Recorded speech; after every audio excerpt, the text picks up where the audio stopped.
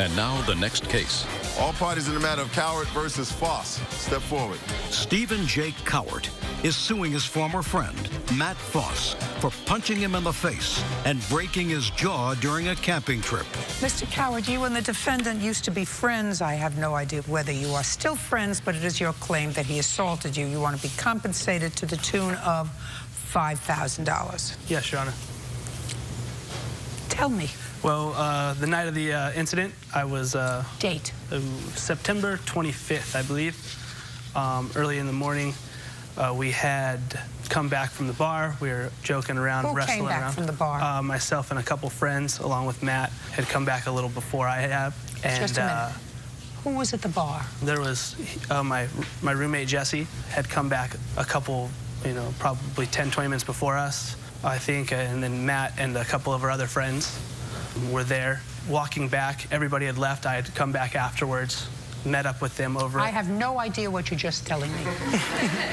Neither does anybody else. Okay. How drunk were you? I was intoxicated. I was not completely belligerent. You were drunk? Yes. That I sort of figured out from both reading this and listening to your nonsense just now. Sorry, Your Honor. Judge Judy continues in a moment. So I had enough room I could turn and bite his finger. That's when he starts UFC trying to dive tackle me. So I gave him a good smack back, and it was hard. And what happened to your face, Mr. Cowart? My jaw was broken. Real cases, real people. Judge Judy. Stephen Jake Cowart says former friend Matt Foss broke his jaw during a night of heavy drinking. Matt says it was Jake who was doing all the drinking. You went to a bar at what time? We walked over there. You. I walked over there, Your Honor, probably around 10 or 11. Who did you walk over with? My friend Zach, Jesse. This gentleman walked over with you? Yes, I believe so. What does that mean, you believe so, Mr. Cowart? Well, earlier in the evening, we had all walked over there as a group. A few of us had come back and gone back over to the bar. It's right across the street. So you went to the bar twice? I didn't. I only stayed once. Where had you been drinking that night, Mr. Cowart? We had been drinking over... Not we. I had been drinking over at the trailer park where we were staying for the evening and at the bar. Go ahead. So as we got back to the trailer park... I don't want to hear we. I'm talking about you. As I got back to the trailer park, we had been drinking some beer. Matt and I started wrestling around, joking around like we had done a lot in the past, growing up together. It kind of got escalated. He had choked me to the ground, so we had a few words. As I walked away, kind of stood up, and we kind of ended the argument. He walked up and punched me in the face. Mm-hmm. And you saw that? Yes. And you were drunk? Yeah. Tell me your story, Mr. Foss. I met up with these guys in Escondido, California, about 4 o'clock in the afternoon. We stopped at the gas station, stopped at the grocery store to get beer. Had you known him before? I've known both of them for years. Go ahead.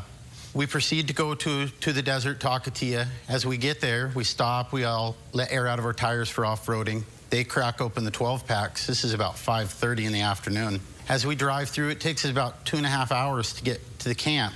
Every 20 minutes, 25 minutes, we stop so they can use the restroom, pop some more beers. Then we keep going. Who's driving? I was driving my personal truck. Okay. Jesse was driving his truck with a passenger, and then Jake was in with Jesse, I believe. And then there was another truck with 2 other people. We get to camp. We all have dinner. It's kind of like a little buffet thing. One of the guys there cooks. Jake came up to me. He was having a Jack Daniels and Coke, and he had a bottle of Jägermeister in his pocket. He was ready to go. At no point did I ever go to the bar that night, or either of them. None of us left each other's sight. So them going to the bar is false. Then we go to a place called Cell Phone Hill. We watch the helicopters practicing. Then from there, we go to another place. Beers the whole time. Who's drinking? All the other trucks except mine. I've been sober for years, so no alcohol was consumed. That's what he says.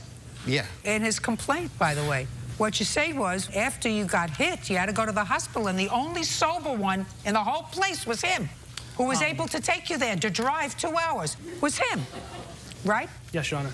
Perfect. Go ahead. So tell me what happened. Then we go to another place called Little Grand Canyon. We stay there for probably half hour. More beers are consumed. Then we come back to camp, and by then it's around 1:30 in the morning. I get my backpack out of my truck because I'm getting ready to go to bed. I come back out, I sit in a lawn chair next to Jesse's girlfriend. We're kind of having small talk when all of a sudden somebody's arm is around my neck and their fingers in my mouth, twisting my head to the side. So I had enough room I could turn and bite his finger. I turn around and it's Mr. Cowart here choking me from behind. That's when he starts UFC trying to dive tackle me. I held him down at least 4 times. Knock it off, I'm done, I'm over this. You know, I'm kind of fat and old. I'm out of breath. He comes up in front of me and slaps me in the face. So, I gave him a good smack back, and it was hard. By that time, I was irritated. Yeah, and what happened to your face, Mr. Cowart? Well, my jaw was broken in 2 different places.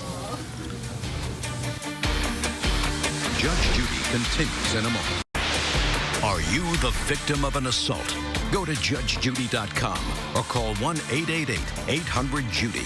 What do you think happens when you get drunk and you start wrestling around with somebody? On that occasion, I didn't plan on having my jaw broken at all. You didn't plan on it. Then you don't get blotto drunk. Yes, Your Honor. We had wrestled. I mean, growing up together. I don't care what happened when you're growing up together. Okay. How old are you? 27. And you? 34. That's what you do when you're 12. Yes, Your Honor. And when you're big and solid, you spend the night drinking and you don't know what's going on. You act like an idiot. You didn't expect him to pay for that. He's the one who drove you to the hospital because you acted like such a fool. Well, the scene when it happened, I didn't hit him. Yes, you did. I didn't. Oh, you mean he sober? We were wrestling around. Just a second. Sober for no reason, because he's sober. That's what you swore to. That's what I believe. Sober. Yes. He came and he punched you in the face and broke your jaw. That's what you're telling me? Yes. Yeah, well, I don't believe it. Thank you very much. Your case is dismissed. Goodbye. Parties are excused. You may step out. Judge Judy continues in a moment. And on the next Judge Judy. I got punched in the face. It was assault. He did something, and, there was an action to his action. My jaw was hanging to its side, and I was bleeding profusely. Francis Robinson are suing the father of their grandchild, Justin Sherbrill, for impound fees, utility bills, and car expenses. Order. All rise.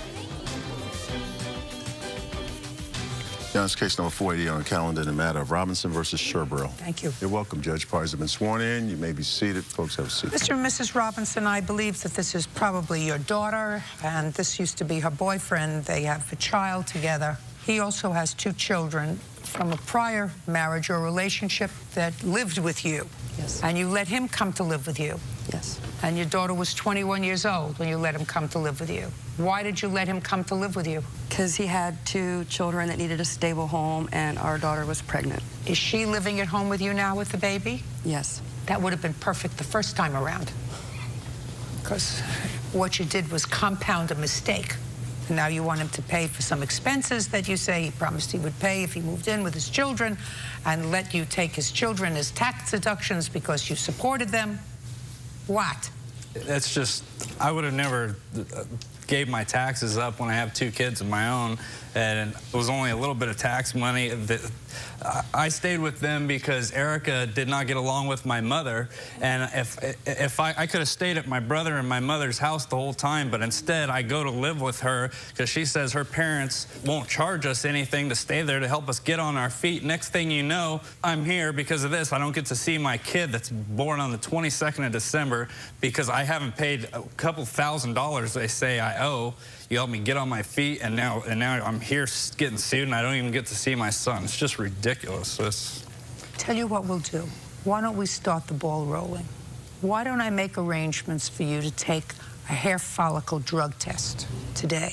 And then when those results come back, you can go into the family court with those test results. And if you're clean and not using drugs and haven't used drugs in the last 6 months, because that's going to show up in the hair follicle test, I'm certain that the court's going to give you visitation rights. How about that, Mr. Schneider? I'm already in proceedings. I didn't ask you when already in. I didn't ask you already in. I understood you went through a dry out program when you were living with them. No, I'm talking about for custody. I'm already in the court proceedings for that. Great. Yeah. Did they order a hair follicle test? No. You could resolve maybe the whole thing if you wanted to see your son. I'll send you for a hair follicle test today. That's fine. How about it? That's fine. Great.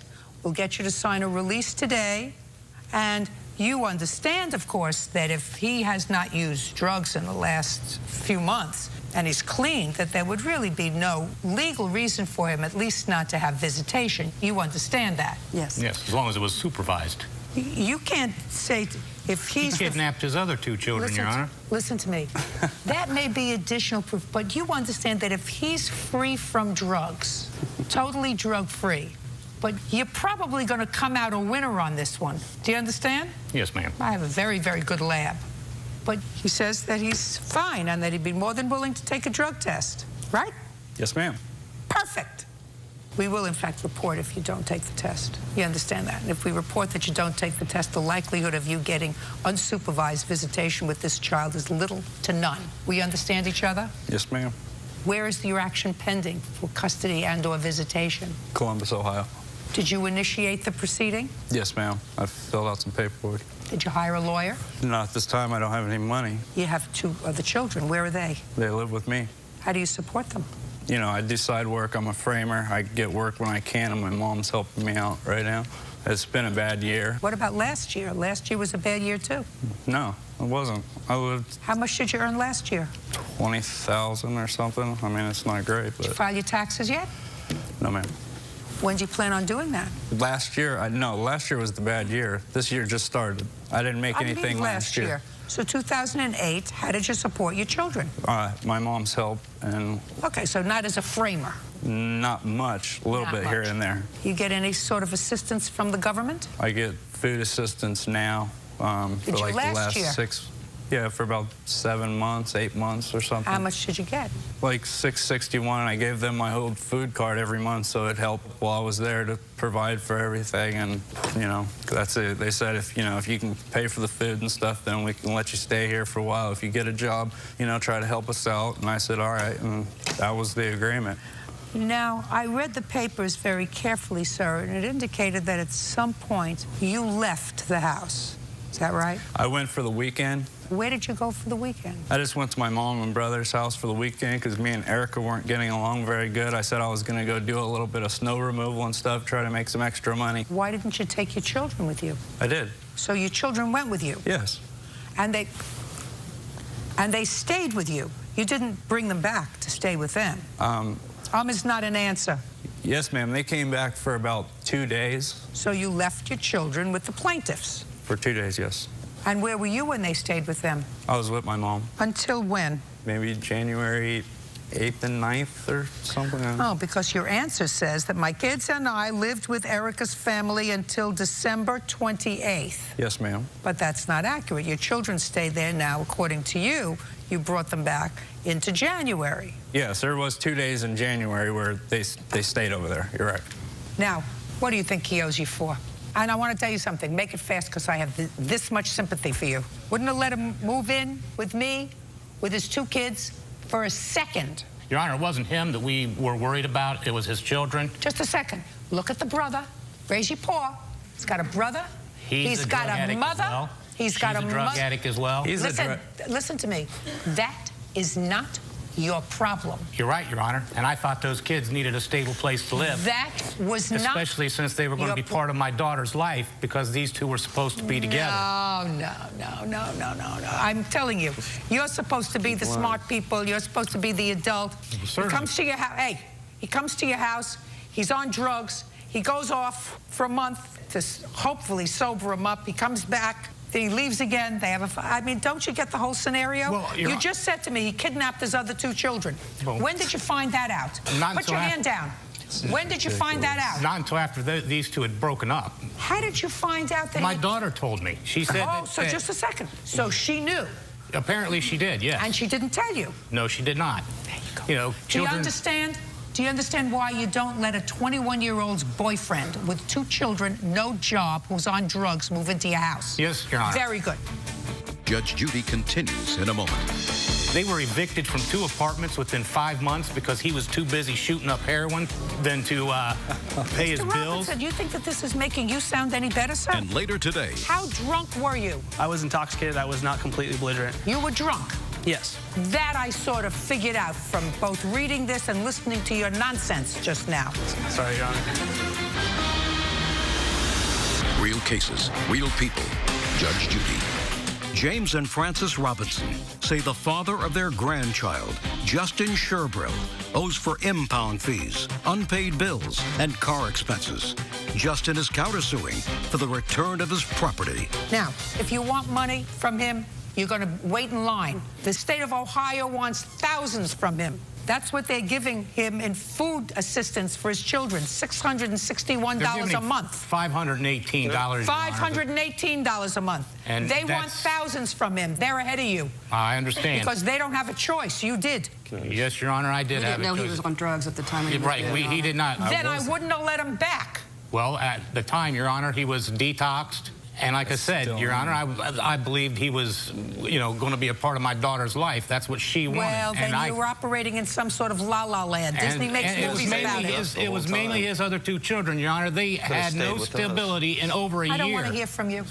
They have been moved around 5 times in the 1 year that I had knew them. I know it's not, Your Honor. I just felt that they needed some stability, or they were going to be more of a nuisance to society. Then you pay for it. You made a mistake. The two of you made a big mistake.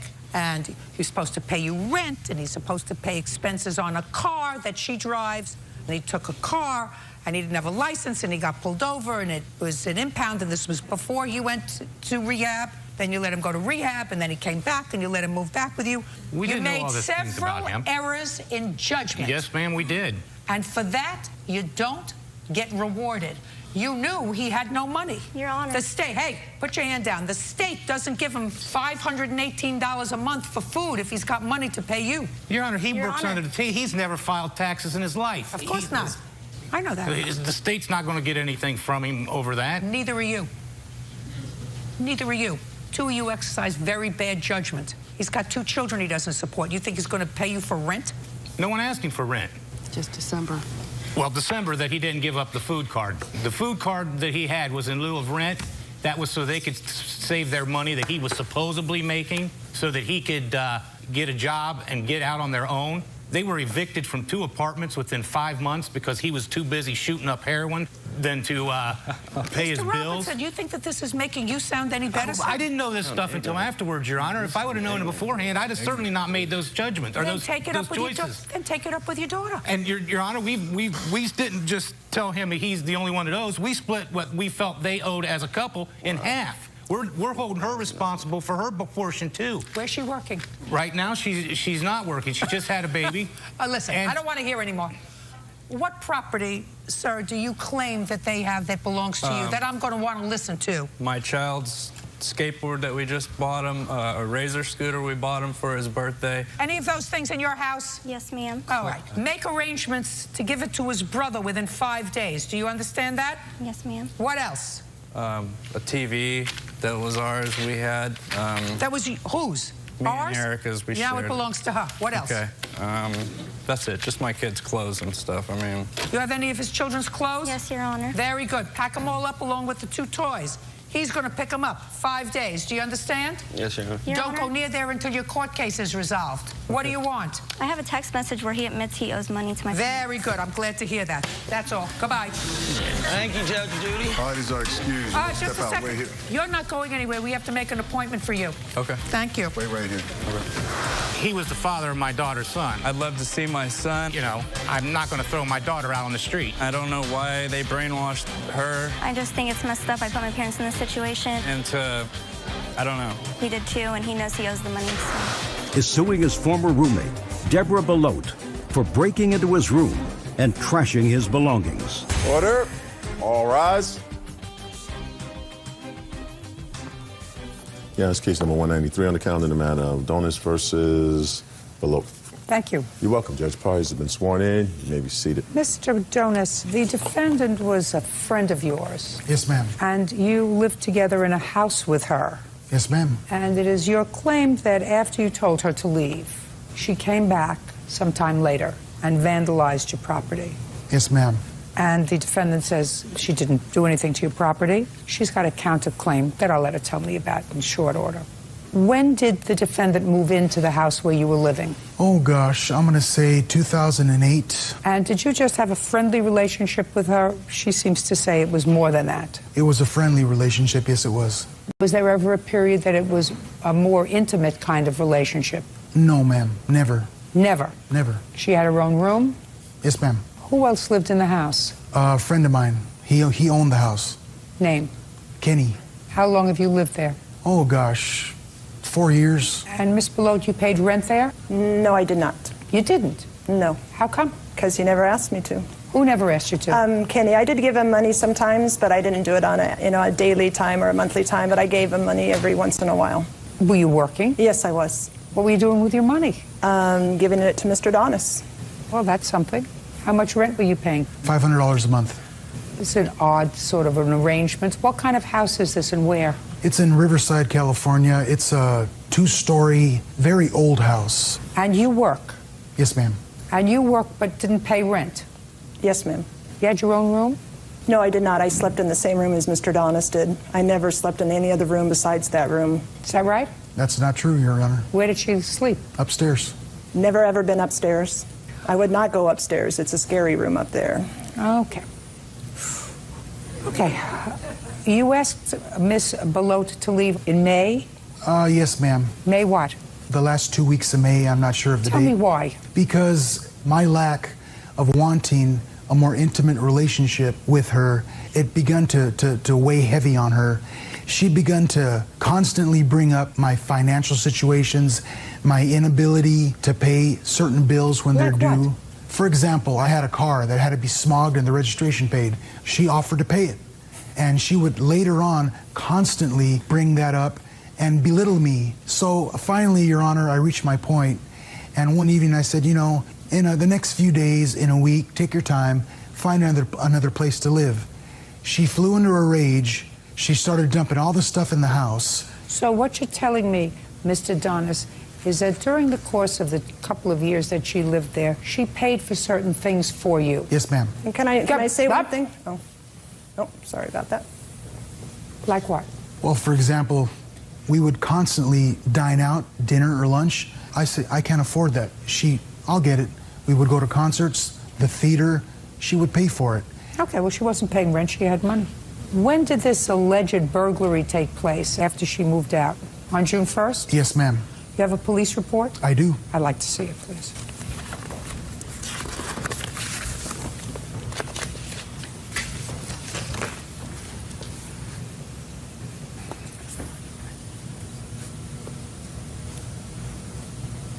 You told the police that you dated Miss Belote for 3 years while you lived at the residence. No, I did not. That's what the police wrote down. They wrote down a couple of things erroneously. Belote stayed with Donis at the house during a portion of their relationship. Donis ended the relationship with Belote about 2 months ago. The police got that all wrong. No, not all wrong, Your Honor. They just stated a few facts erroneously. We were Riverside Police Department would not be happy to hear, sir, that you are ascribing to them inaccurate reporting. Well, they were not happy when I brought that to their attention yesterday. The officers were not happy. Okay. And of course, Miss Belote, you say that you had nothing to do with this. No, I did not. Fine. Now, Mr. Donis, you did not witness this event. You came home and found that the padlock on your door had been removed and your place trashed. You list items here that were trashed. The police did observe the place having been trashed. Now you have to prove to me who did it. Yes, ma'am. So, do it. Well, ma'am, the police took photographs, which I do have also. Your place was trashed. Okay. And burglarized. Okay. I came home, the locks... I said that already. You're not paying attention to me. Well, ma'am, I have a witness that saw her enter the house and saw her exit the house carrying a bedsheet full of things. I want to see the witness. Is that you? Yes, ma'am. Step up. Can I say anything yet? No. What's your name? Jonathan. Jonathan what? Years off. Where do you live? I live in Riverside, California. In what proximity to the plaintiff? About 7 miles away. And what were you doing at his house, allegedly, on the 1st of June? I was behind his house waiting for a friend. Where behind his house? In my friend's backyard. What were you waiting for your friend for? To go hang out. And you were waiting in the backyard? Yes, ma'am. What were you doing in the backyard? Smoking. Smoking what? A cigarette. Your Honor, if you just said... And tell me what it is that you allegedly saw, sir. I saw a tall, blonde, short-haired woman walk into the kitchen door. Then I became frustrated waiting for my friend, so I called my mom to have her come pick me up. I walked across Kenny's house. Then I saw this lady have a bedsheet full of various items, put them into her car, then walk back, grab 4 gallons of water, empty them out on the porch, threw the jugs on the ground, and sped away in her car. And who did you report this to? 2 days later, I went back and I reported it to James. And so your mother came and picked you up, so I assume the first person that you told was your mother. Yes, ma'am. And so she can corroborate that. Yes, ma'am. And on the 3rd of June, when you told the plaintiff, did he ask you to go to the police with him? No, ma'am. Did you go to the police at any time to give them a statement? No, ma'am. When he went to Riverside Police yesterday to complain about what was written in the report, because it says here, unknown suspect, did he ask you to go with him? No, ma'am. Why is that, Mr. Donis? Well, ma'am, because I neglected to inform the Riverside Police Department after he told me he witnessed her, because I did not want the police involved at her job. She has a very good job, and I didn't want her work disrupted at all. Very good. Judge Judy continues in a moment. It doesn't make sense to me that you wouldn't go back to the police and say, now I have a witness who's prepared to swear under penalties of perjury, where he could go to jail for about 6 months. And later today. How old are you? 35. What's wrong with you? There's nothing wrong with me. Well, there is something wrong with you. Real cases, real people. Judge Judy. James Donis says former roommate Deborah Belote burglarized his room and trashed his belongings. Deborah claims she and James were more than roommates. Mr. Donis, when your witness goes and swears in a report that he witnessed the burglary and they make an arrest based upon his sworn statement to the police that she burglarized your property, I'll be more than happy to recall and hear your case. Do you understand that, Mr. Yes, ma'am. Donis? Yes, ma'am. Yes, Is that ma'am. reasonable to you, sir? Of course it is. Because you called the police that night and you named the defendant as someone who might have been responsible for this burglary. So it doesn't make sense to me that once you have a witness who saw her there, 2 days later you wouldn't go back to the police and say, you know, I didn't see anybody, but now I have a witness who's prepared to swear under penalties of perjury, where he could go to jail for about 6 months, that he actually saw her at the property. Do you understand? Yes, ma'am. So are you going to do a hop, skip, and a jump down to Riverside today? Yes, ma'am. Perfect. As soon as you do that, I'll see you back here. Bye-bye. Parties are excused. You may step out. He's a really good liar and an actor, and that's what he did today to the judge. And she saw it all. She wasn't happy with our relationship. He said he loved me and cared for me, and I was the only person in his life. We were never friends to begin with.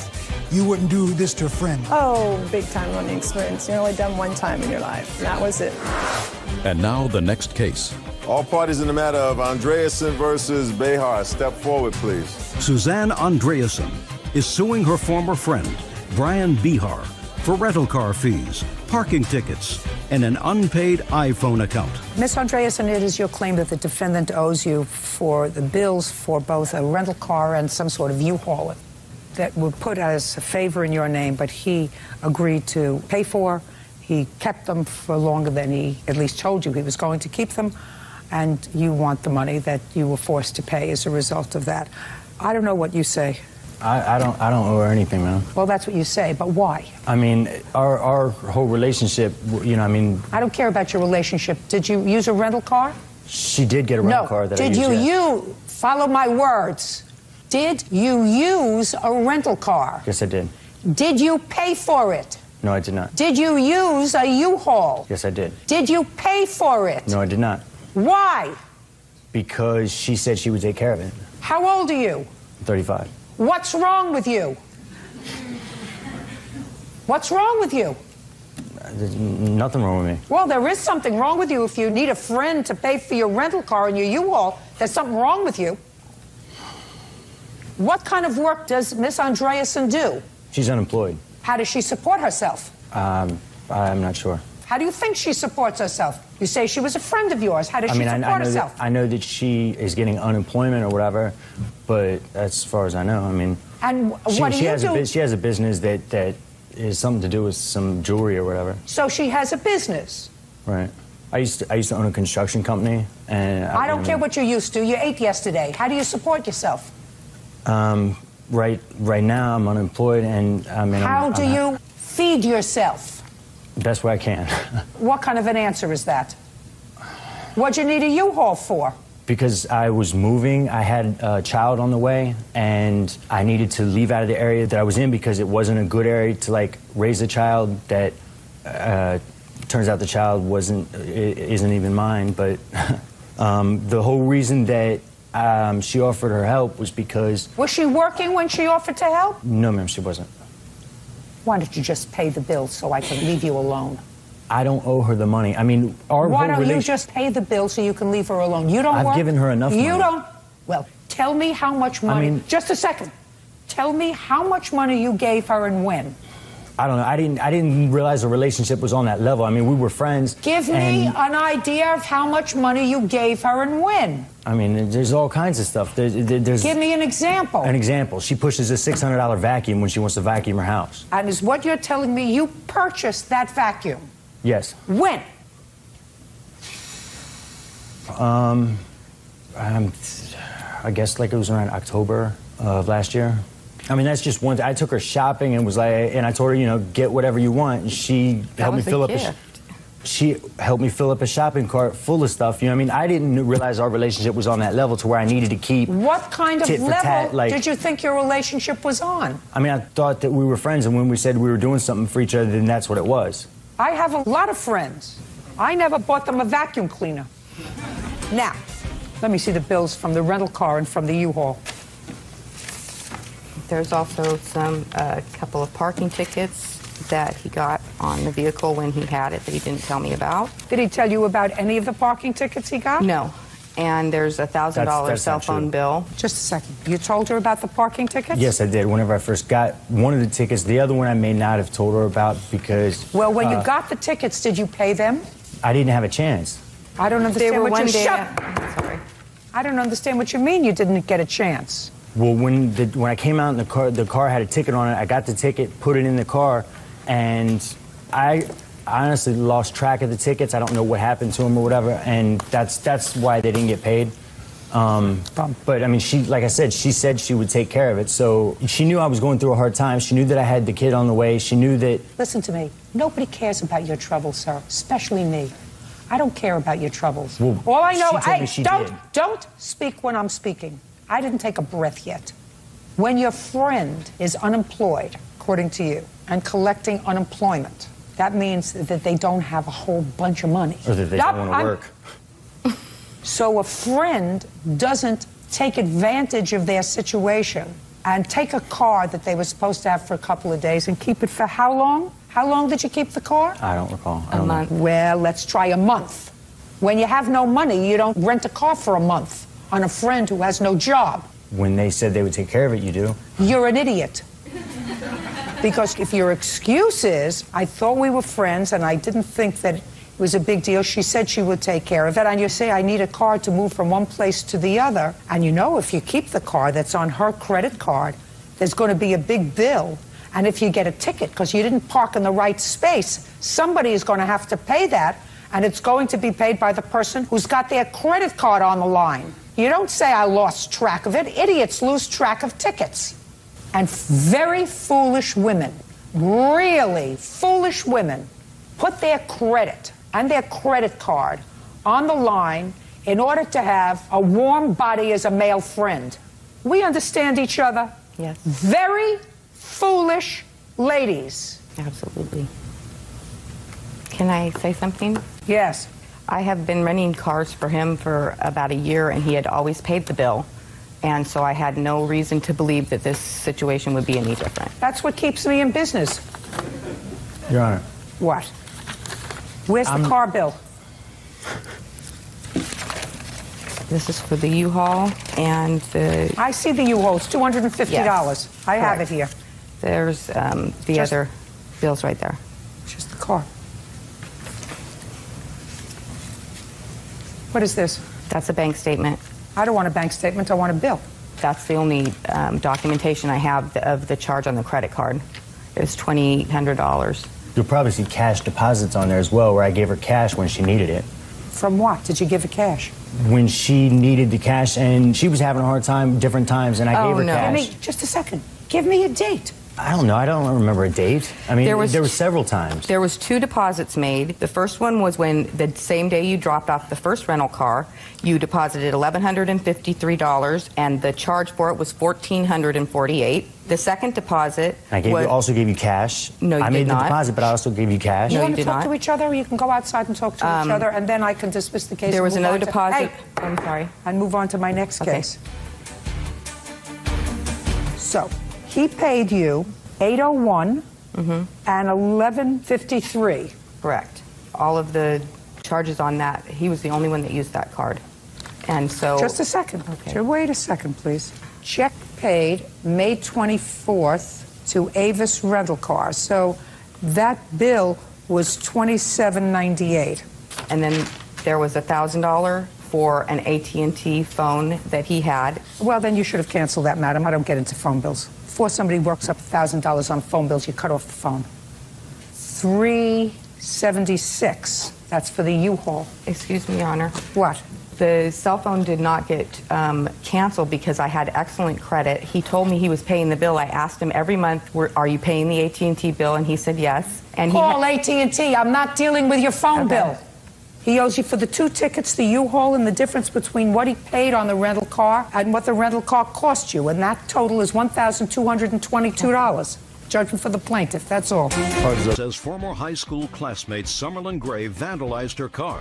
Summerlin says Holly tried to run her over after a confrontation with her boyfriend. Ms. Corbell, according to what I've put together from your complaint, you knew the defendant from high school. You weren't friends, but you knew her from high school. And it is your claim that she vandalized your car. She vandalized your car by kicking it with you in it. Correct. This was after some sort of an altercation at a place where she works. The defendant says that if she touched your car or came into contact with your car, it was because you were trying to run her over. And if there was any damage to your car, it was as a result of that. So, how long ago did you graduate from high school? 2004. And you? 2004, ma'am. And you weren't friends? No. Were you enemies? Not really. We just didn't really talk. Didn't talk, didn't care for each other, so you weren't friends, you weren't enemies, you just knew each other? Yes. When did this incident happen with your car? November 10th, 2005. Where? In Crinkles, which is her parents' store. Crinkles? Yeah.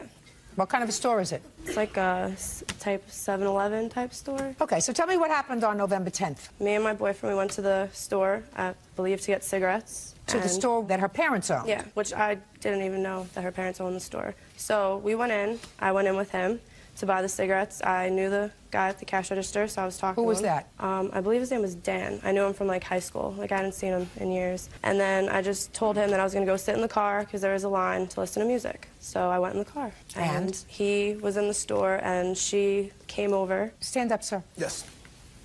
Your last name is? Lord, L-O-R-D. Okay, so you were standing on line? Yes. She went back to sit in the car? Yes. What happened in the store? I was standing in line, and she had came up to the register talking to the guy that she had said hello to, Dan, I believe. When she started talking, she started saying a lot of things about her. I don't want her in my store, like very bad verbal things, and she didn't know I was with her. What kind Can I say it on TV? Just, I don't want that in my store, or this and that. I don't, you know, she shouldn't be here. If she ever comes in again, I'm going to kick her. Stuff like that. And I basically, she didn't know I was with her, and I was in the back of the line. And then eventually I was like, do you speak to all your customers like that? And then she basically, you know, started yelling at me, and we got into an argument. Well, what did she say to you? She was just like, who are you? And I said, well, I'm Holly Corbella's boyfriend. And she's like, yeah. Well, she's like, you can get out of my store, too. I said, oh, this is your store? And she's like, yeah, it's my store. I said, you own this store, and this is how you respect your customers, by yelling like that. Okay, so you had a verbal altercation with this young lady. Yes. And then what happened? Basically, it kept going on, and then the guy at the register tried calming her down, calming me down, because we were both arguing, and it started to come outside. She came out to me outside, right in the front Did you door. leave? Yes, I left. Did you pay for your cigarettes? Yes. Paid for your cigarettes and you walked out? Yes. Okay, now, he's paid for his cigarettes. Is that right, Miss Gray? No, ma'am. He didn't pay? No, ma'am. He Really? didn't purchase anything that night, ma'am, and if I may, I will Just start... a second. So he didn't purchase anything. Are you saying you didn't walk out with your cigarettes? I purchased a 6-pack of Heineken and a pack of cigarettes, cash. Okay, good. Go ahead, Miss Gray. I believe him. Okay. Well, I believe that he waited online because he wasn't leaving without those cigarettes and he wasn't leaving without the beer. So I believe... Well, why would anybody, just right? a second. Just a second. Because he's waited online, he's already argued with you, so he may have been disgusted with your store, but he wasn't leaving without his items. So I believe he bought them and he paid for them. Okay. Got it? Got it.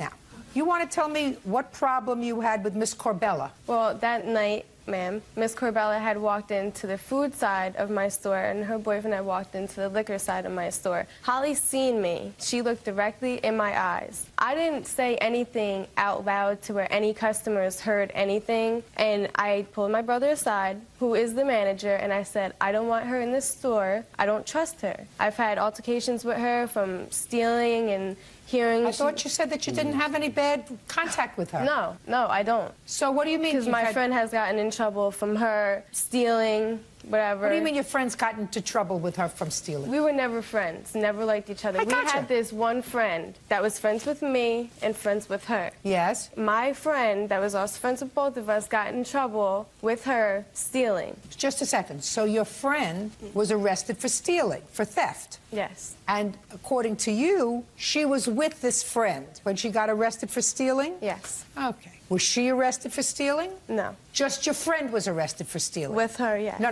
Listen to me. Yes, she wasn't arrested. No, yes, my friend was arrested. Just your friend was arrested for stealing. Now, he's on his way out the door. Why did you follow him out the door? Look at me. I followed him out the door because the altercation that happened inside my parents' store, he left mad, and she actually was inside the store when the fighting was going on. So she heard everything and she seen everything. I followed him out of this store because my car was in the parking lot, and I didn't want anything happening to my car, anything in the parking lot, because now they threatened me. No, listen to me. Listen to me very carefully. There was a line when Mr. Lord was waiting to pay for his cigarettes and his beer, which means there were other customers in the store. Right. How many other customers would you say were in the store? There were only about 3, ma'am. And is your store a standalone store, or are there other stores in a shopping mall? Or It's a standalone, ma'am. How many people were in the store after Mr. Lord left the store? The same 3, ma'am. So that there were at least 3 other cars out there. Right. Is that right? Listen to me carefully. Plus your car, right? Plus my car, yes. And you hadn't seen Miss Corbella since high school, right? And you never met Mr. Lord, right? Right. So how do they know which is your car and which is a Holly car that Corbella belongs? knows well what my car looks like. I've had the same car since high school, and she's seen my car outside her friend's car and me get into it a couple of times and drive away. Great. So Did she knows... just listen to me? Did she ever hurt your car before? We've never had an altercation. Just listen to me. Did she ever hurt your car before? No. What happened when she followed you outside?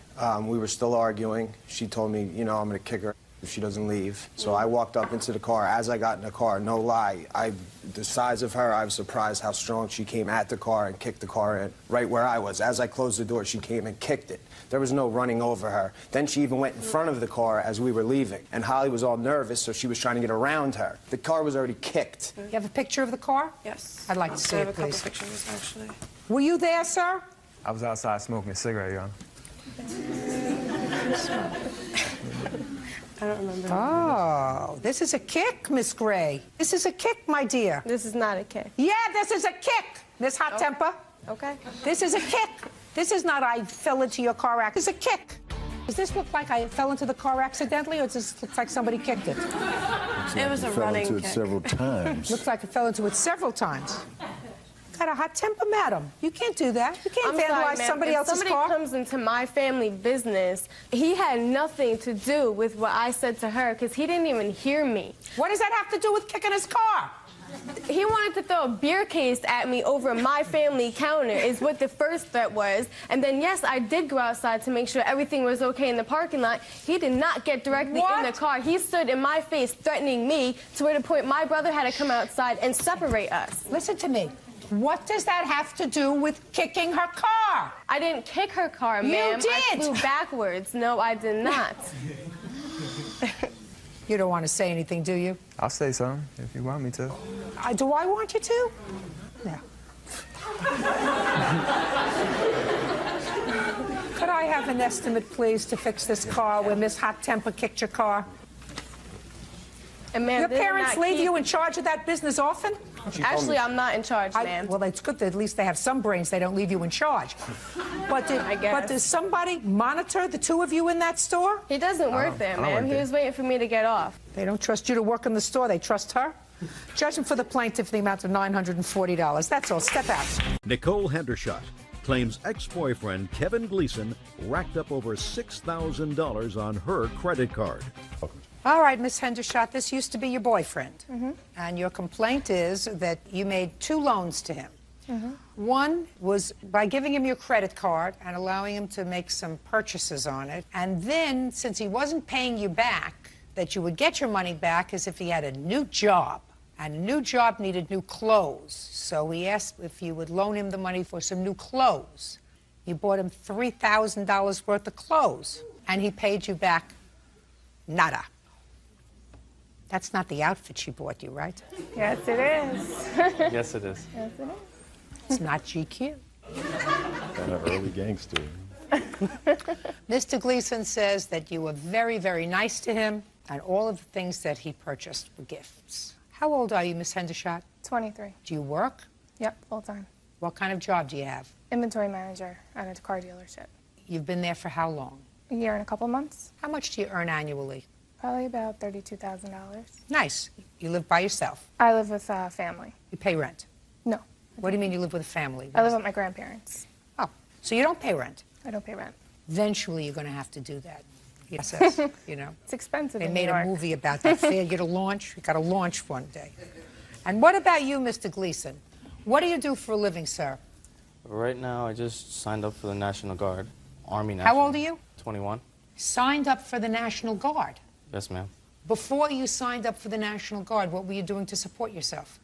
Nothing, really. Who do you live with? I live with my grandmother. What does she do for a living? She used to housekeep. And what does she do now? She gets a pension, I do believe, from a past job that she had. So she gets a small pension and she was doing housework. Yes, ma'am. And you were just laying home and eating food, doing what, Mr. Gleason? Hanging out, friends. While your grandmother was collecting a pension and cleaning other people's homes. Is that what you're telling me? I just want to get a picture of you, sir. Yes. Okay, Miss Hendershot, tell me about the first loan. When I first met him, he told me that... When did you first meet him? Mid-September. Where? Through a friend. You mean somebody introduced you to him as a blind date? Yeah. Take that friend and cross them off the list. That person is not a friend to you. That person is his friend. So we met mid-September, started dating. He told me his ex... When you went out with him, where would you go? Movies. Who something paid? to eat. Me or him. Where'd you get money from? I get a check in the mail from my parents. For what? They're both deceased, so I get a Social Security check from them, each of them. Until you're how old? I think it's on 25, I do believe. How much do you get? Around like $675. It like fluctuates. A month? Yes. Even if you're over 21 years old? Yes, ma'am. And laying around your grandmother's house? Yes. This is some America. Okay, so sometimes you paid, sometimes he paid. You started dating and keep going. Told me he had just quit his job. What job did you have? I worked at a Volkswagen dealer. Doing what? Off the books mechanic work, like filling up tires, making sure the cars were expected and all that. And how much did they pay you off the books for that? About like $20 a day. $20 a day? Clearly on his way up the corporate ladder. Quit his job, putting air in tires for $20 a day, and... Go ahead. He said he was in the military, so he was getting a check from that, but it was going into a bank account that he couldn't touch. He was in the military? That's what he told me. Go ahead. So he asked me if he can use my credit card for his cell phone bill. I said, okay. Well, what was wrong with his credit card? Well, he had bad credit because his ex-girlfriend had run up his credit cards while he was in Iraq, and now he has When were you in Iraq, sir? Got me. What? Got me. Okay, so you gave him your credit card to pay your cell phone bill, and what was he supposed to do? Pay you back? Yeah, he was supposed to pay me back. I also authorized him to buy a TV for his car. A TV for his car? Granted that he would pay me right away. Don't you feel like an idiot? But I guarantee you this, Mr. Gleason, if you don't feel like an idiot now, by the time you leave here, I'm hoping for better results. Yes, ma'am. It's not George Clooney, you know. I've learned my lesson. Why did you need a TV for your car? I said I wanted one, and she offered to get it. Well, who got it, you or she? She got it, and she said, you have to pay it back. And then, around Christmas time, she's like, oh, it's just a present for you. You can have it for Christmas. You know you're going to get penalized for some of your stupidity, don't you? Oh, I know. I was naive and stupid. I know that, and I've learned my lesson. All right. When you got the bill, how much was the bill from the credit card? I have authorized and unauthorized charges in September and October. You have the bill for September? Mm-hmm. I want to see it.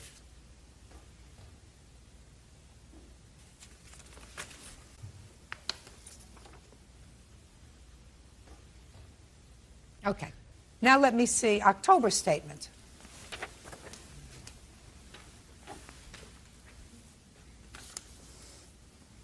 This is all his stuff? Mm-hmm. All of his stuff? Mm-hmm. What are you, out of your mind? What are you, out of your mind? I guess so. No, you're not. You're just a spoiled brat. Paid your credit card bill, paid your Sprint bill, you went to the drugstore, you filled up your car with gas, bought yourself a pair of shoes. Tiffany and Company? He bought me my promise ring on my credit card. Who bought jeans? She wanted me to get jeans to go away to Florida to meet her parents. You actually took him to meet your parents? Yeah. What'd they say? We'll see. Is that what they said to you? We'll see? They said you're smart. I know you make the right decisions, and, you know, it's your relationship. You have to live it. Now let's get to the close, Miss Hendershot. So after he didn't pay you back this and you saw that he was abusing your trust in October, you went out and you did something really stupid. Mm-hmm. You continued to see him. You continued to be involved with him. And in January of 2006, you do what? I bought him suits for his new job. He was a salesman, so he needed suits. So I offered to buy him. He agreed. We went to the store, and we bought them together.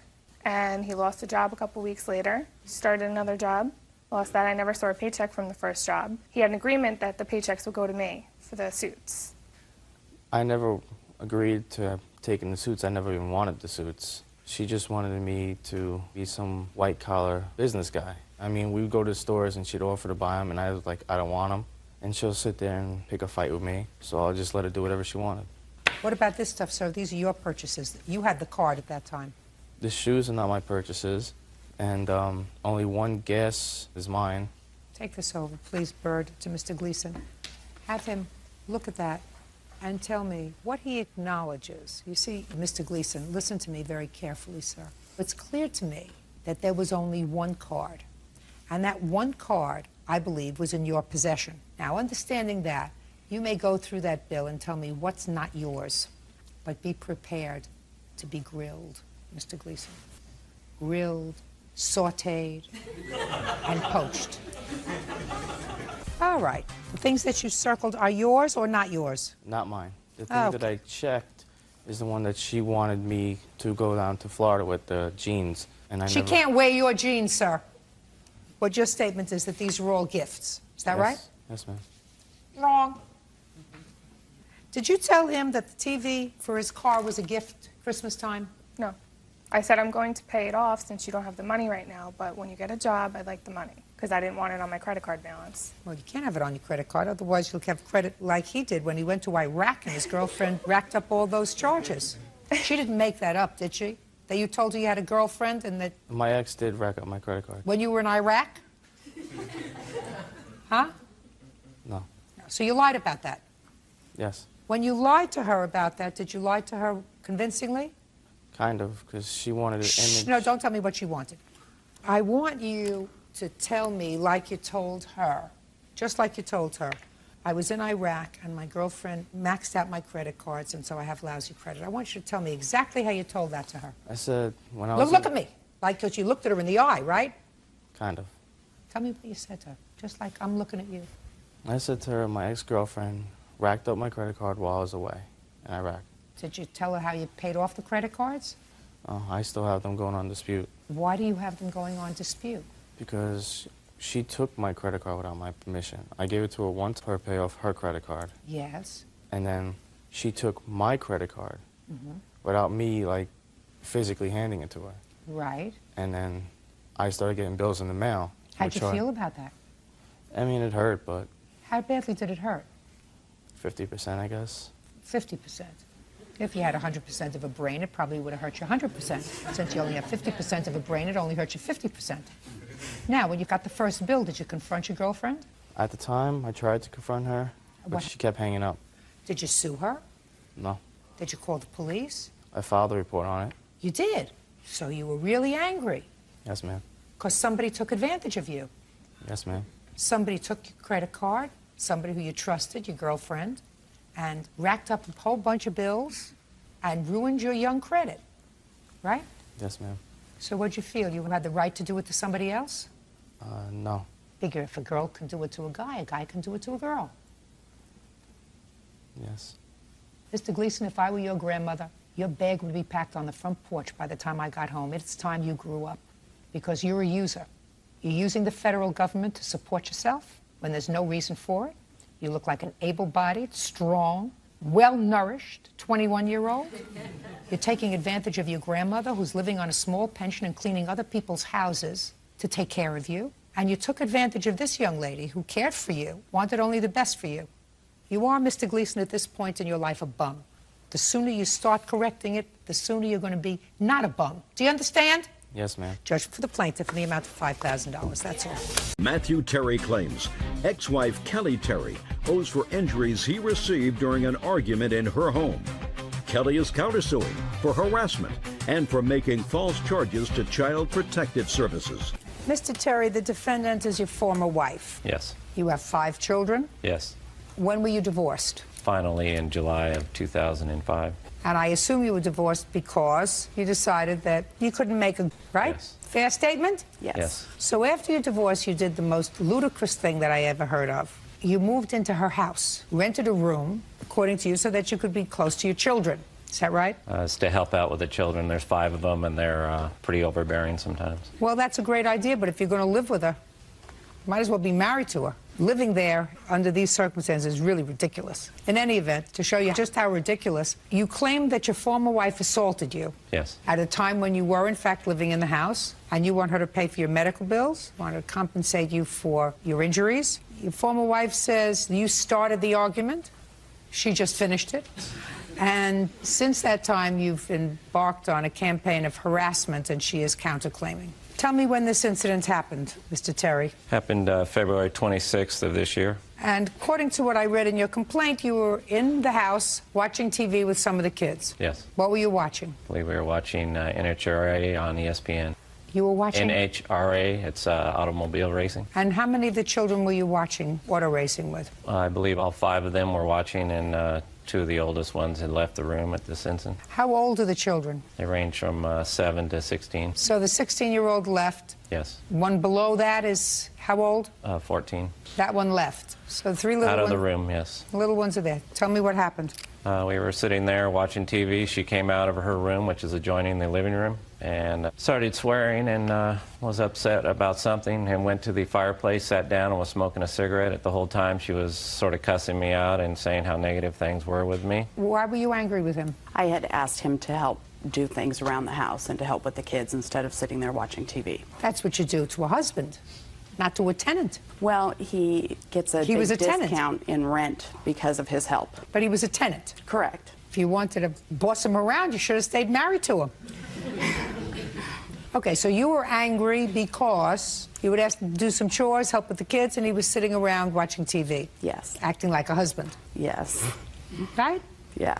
Rather than as an almost employee, because if you say that he gets a big discount in his rent, then you're giving up a certain amount of rent in order to get work out of him. Correct. So you weren't getting work out of him. Right. Recipe for disaster. So you were angry and annoyed and letting him know it. Yes. What happened next, Mr. Terry? She kept raving on and badgering me with her voices. Mr. Terry, were you ignoring her? I responded to some of the things. How did you respond? Just with my mouth. In front of your children? Yes, nothing negative came out of my mouth. If there was nothing negative that came out of your mouth and she's cursing at you, why don't you tell me what you said to her? I don't remember. I was concentrating on the program. Well, try to remember, Mr. Terry. I'm curious what you were talking about in front of your I don't see what the problem is this evening. I'm with the 3 children. They're with me, or all 5 were with me, so it's not like I'm not watching them like she wanted to. And she just kept bickering. So go ahead, let me hear. And she finished her cigarette, got up, charged me, swung at my face, hit me in the shoulder. I have a previous injury, and it's like a tender spot in my shoulder. You were still sitting on the couch? Yeah, I was sitting on the front part of the couch, like leaning forward with my hands crossed, just watching the show. And I didn't think she was going to charge me like that. And she came up around the table, took a swung at my face. I went back. She hit me in the shoulder. I fell back, and my feet went up, and I broke the table in front of me. Go ahead. And then I sat back up from falling back into the couch, and I looked at the glass on the floor, and she went off saying that I was breaking things and that I did that on purpose. And I said, no, I fell back when you hit my shoulder. And she was really steamed then. And I picked up a big piece of glass, probably 4 foot by 4 foot, over her head, threw it down, my finger, and it hit me in the arch of my foot, cutting it. And then I got up, and she was throwing things at me continuously, and I told her I was going to call the sheriffs, and she said, no, I will do that. I got up to go to the phone, and she was already there, so I just left and went out and sat on the stairs. Were you treated that night? No.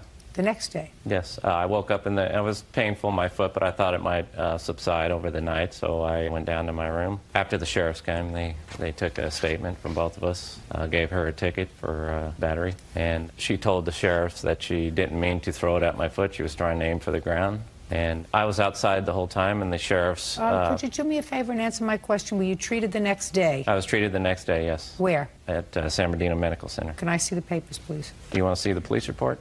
Yes. There's the police report, the hospital report, off work notice. Thank you.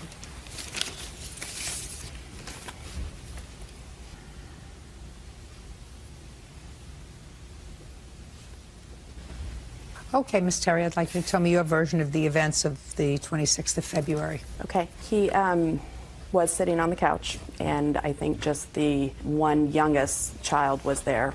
I think the oldest two, who are actually 15 and 17, were gone because they're usually never at home.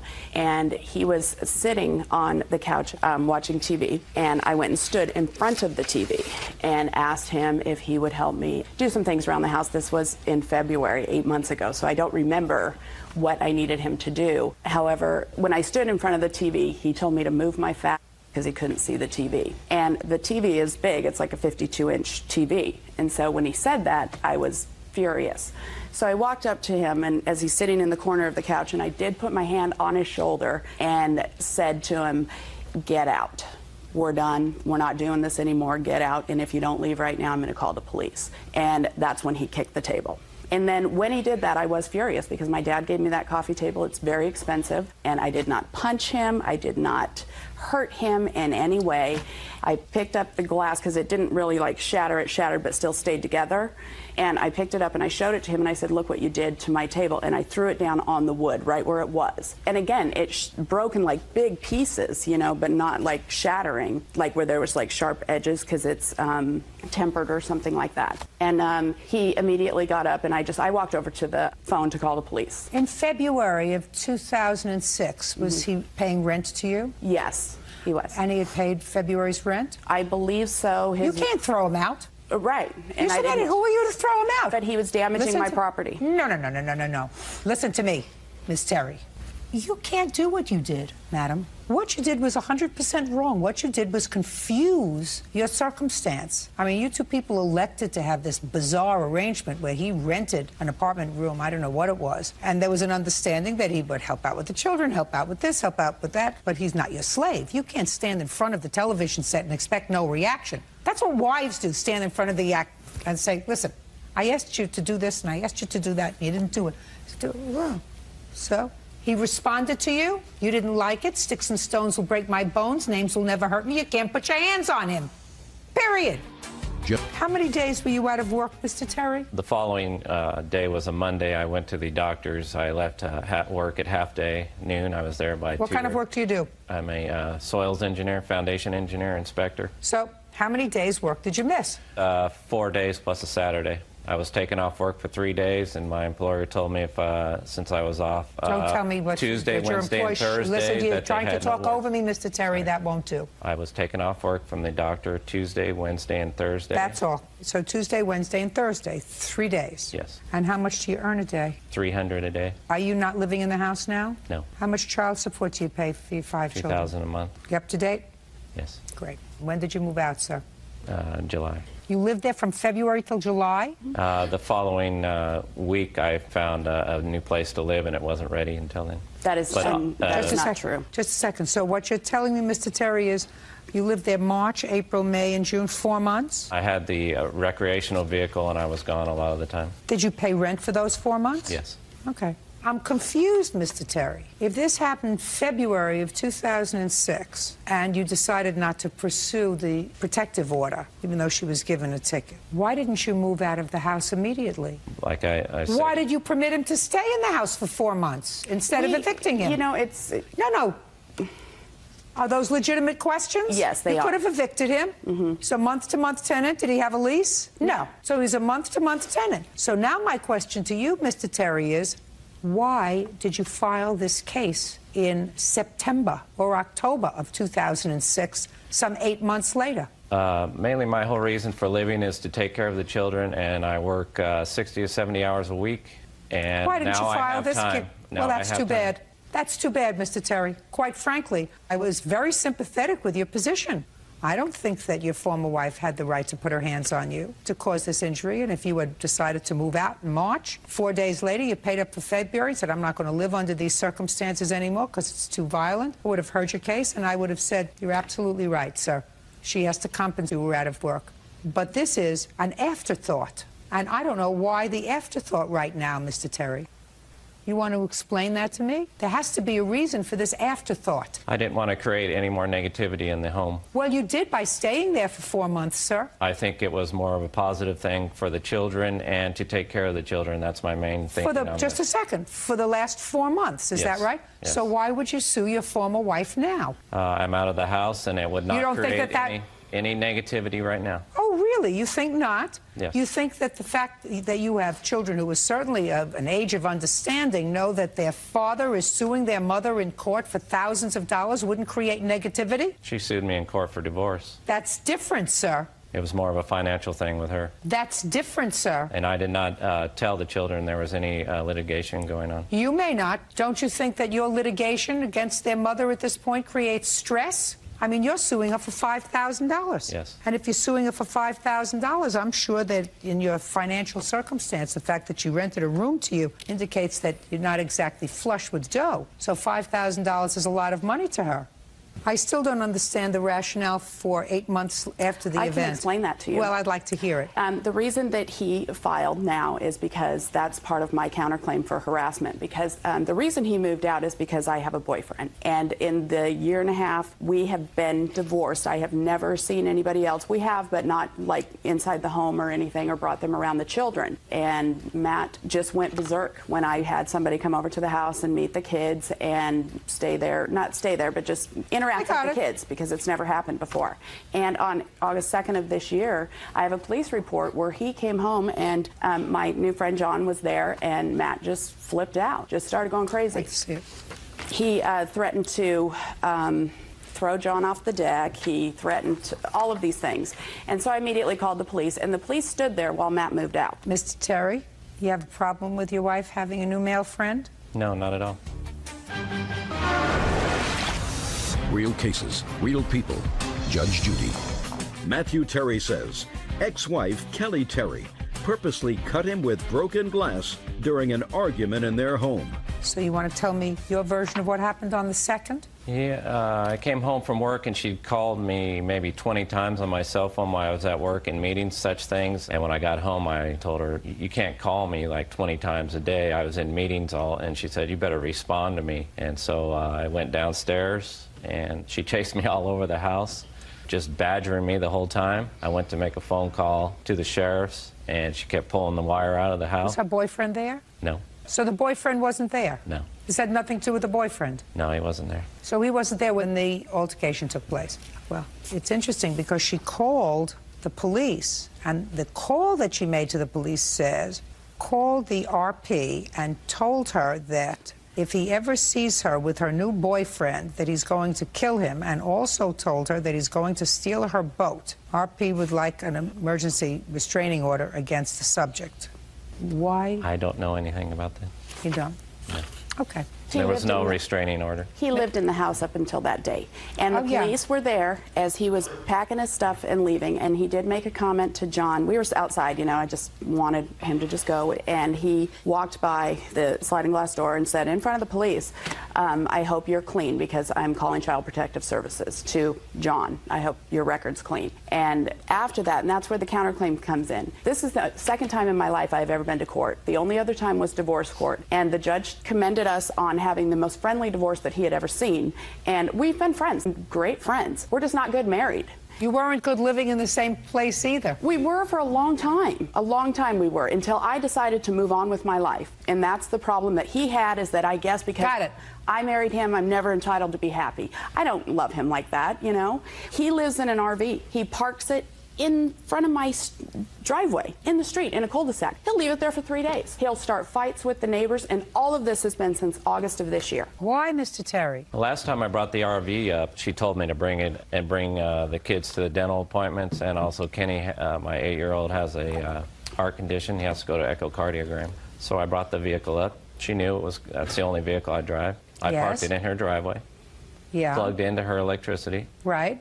But she said you left it there 3 days. I was there for 3 days with it. Did she ask you to move it? On the third day, after I asked her what was happening with Kenny, Kenny told me that a friend of hers had choked him and thrown him down. And once I brought that up to her attention, it put her off, and she called the sheriffs. That's not true.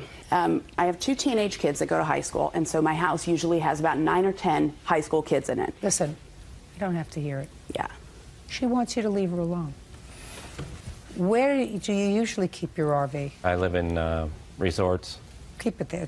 Just keep it out of her driveway. Yes. All right, Ms. Terry, I'm not entertaining your counterclaim for harassment right now or ever. I think that things have happened, and he's just got to get over the fact that you're moving on.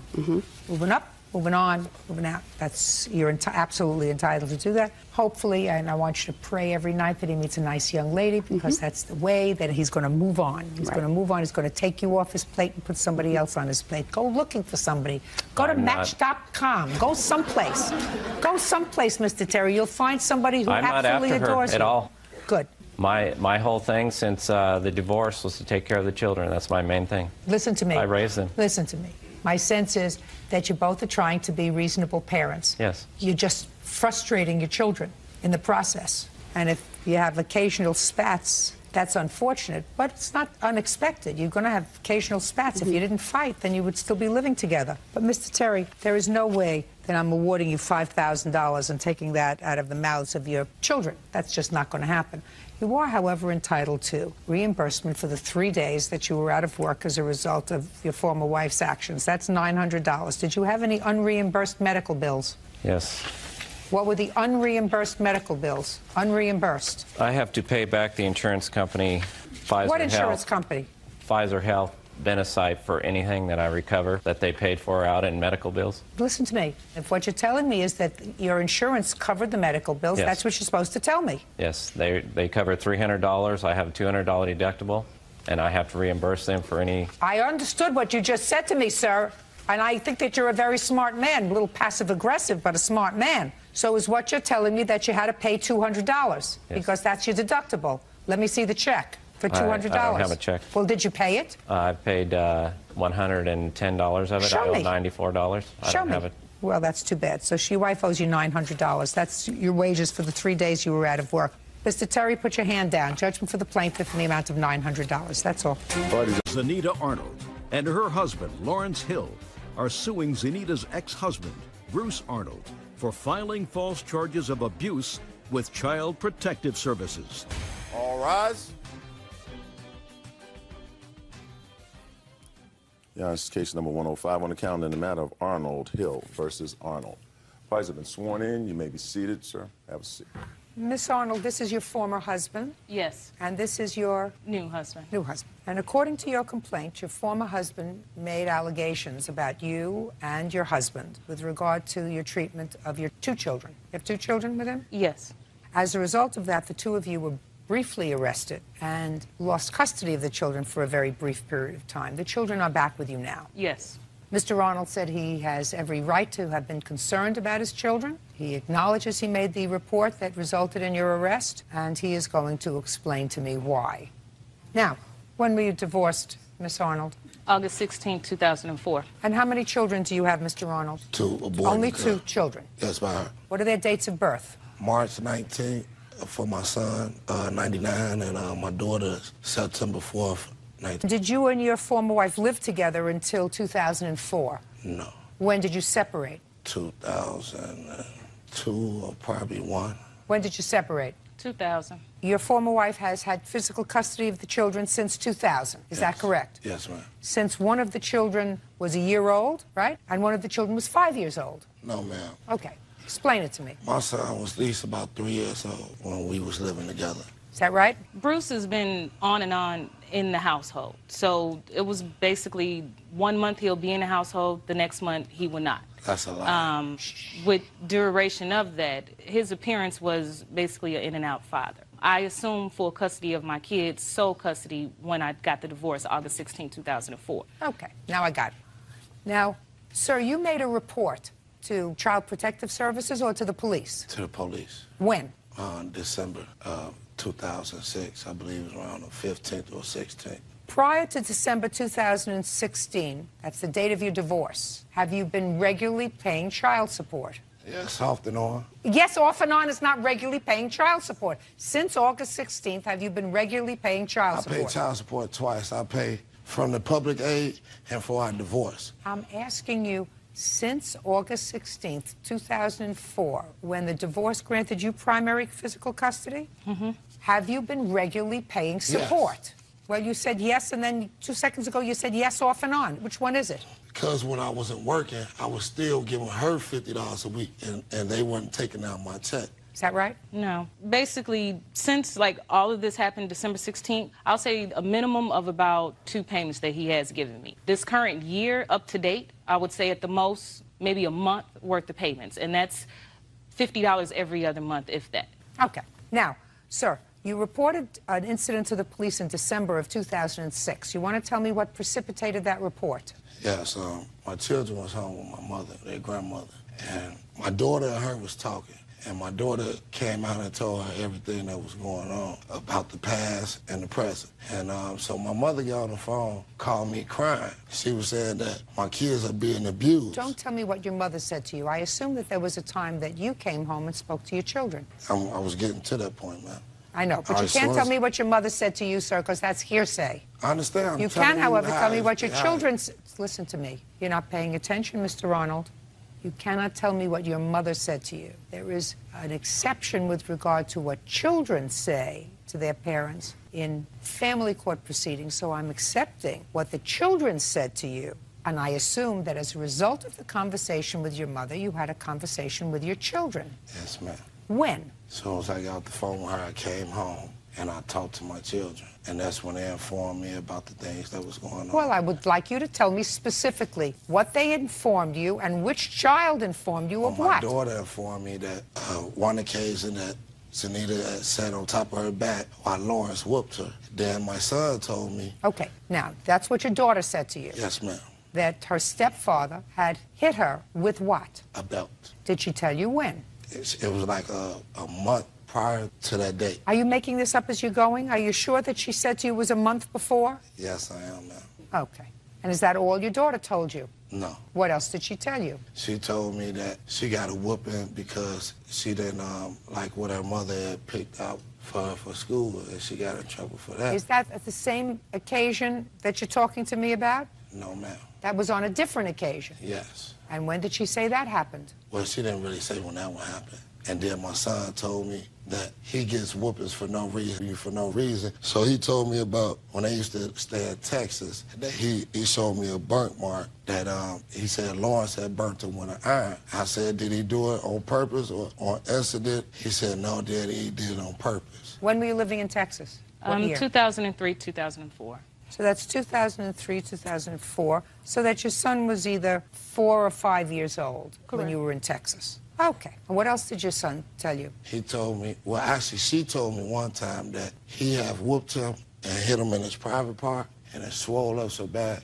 She claimed they took him to the hospital. And your former wife told you that? And he's a witness to that. Okay. So as a result of that, those are the reasons that you called the police? It was all building up, the stuff that they telling me that I didn't know what was going on. Okay. Yes, that's the reason why you called the police.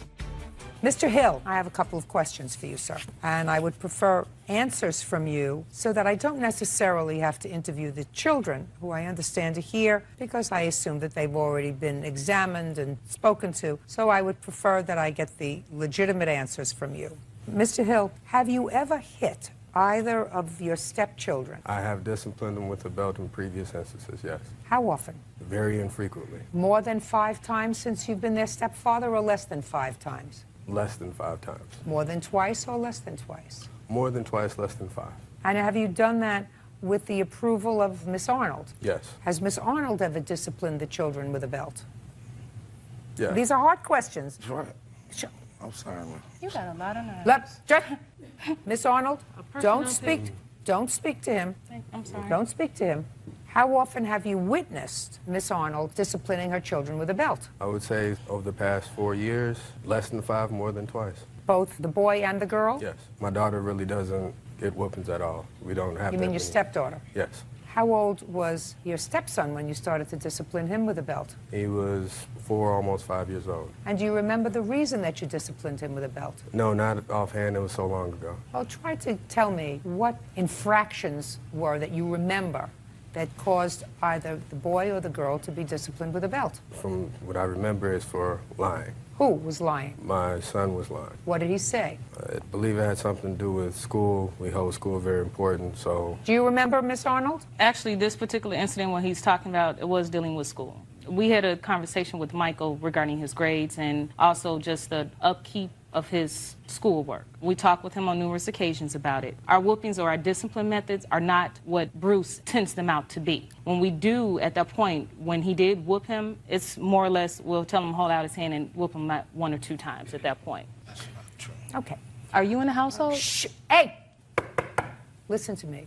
Your lawsuit alleges that Mr. Arnold had no right to notify the police or Child Protective Services about what he perceived to be abuse and or neglect of his children. Mm-hmm. You believe that. And I'm telling you that he had every right to notify Child Protective Services and if notify the police who reported you to Child Protective Services in order to ascertain whether or not you were using excessive corporal punishment. He had not only the right, but he had the obligation to do that. You two look like very nice people. There is a difference between corporal punishment and excessive corporal punishment. I acknowledge that. That's a term of law because the law in this country doesn't say, although perhaps it should, that you cannot corporally punish your children by using a belt or a hanger or anything else. The law says that you cannot excessively punish your children. But as a parent, if my children came to me and said that their step-parent was with a belt, a 4-year-old, Ma'am, it wasn't I'm a belt. speaking. It was an iron.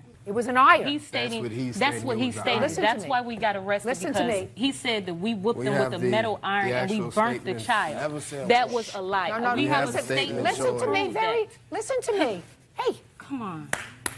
you're not paying attention to what I'm saying to you. Yes, we are, yeah. I understand what you're saying, problem, but that's not the allegation. The allegation is a metal Listen to me. iron. Listen to me. If your children were telling their father that they felt as if they were being disciplined harshly by you and their stepfather, and it is apparent to me that you do discipline them harshly. Now, whether in the jurisdiction that you live, that's permissible or not, that's not up to me to say. I assume that the court's permitted you to have your children and you back. asked Mr. Arnold, has he whooped his children either? Listen to over me. The past And you number know of you years? have whooped those kids. Why You don't should need you to be. advise Why? me? Why? Because you whooped them. Still ain't got yours for doing to my son. I ain't did nothing to your son. I would like for you to talk to the kids. Just a Because second. that's what it's about. He made those kids lie. Talk to the judge. No, just a second. I take care of Yeah. these Hey! kids. Sir. If you say are one you more listening? word, leave Talk it to the down there. judge. If you say one more word, I'm not even going to continue with the case. Do you understand, Miss Arnold? Yes. You have a temper problem. And my sense is if you have a temper problem here with me in a court situation where I am in authority and in control of my space, my sense is that if you have a temper problem, you can lose it with a 5-year-old. Do you get it? Now, try to keep your mouth shut. Do you understand until I ask you a question? Yes. Do you get it? Hey, Stop hey, it. hey.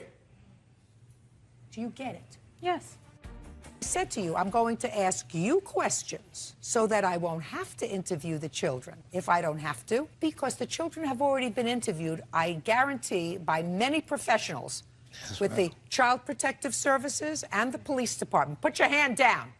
I didn't have to interview the children because you told me, the two of you told me, that you whip your children with belts. Now, We no longer do that because we have actually had intervention prior before him making allegations. listen to me. Yes, Your listen Honor. to me. Whether or not you've had intervention, We and had counseling. you had counseling, Yes, and it was just proven that these charges they were came after allegations. the I fact. dropped the charges. just He a should be second. in jail. Hey, No. I'm saying You the should be same in thing jail for to not you paying as I child said to support. them. I raised your kids. How come she get money from me every other week? Your case is Every other week, dismissed. don't pay for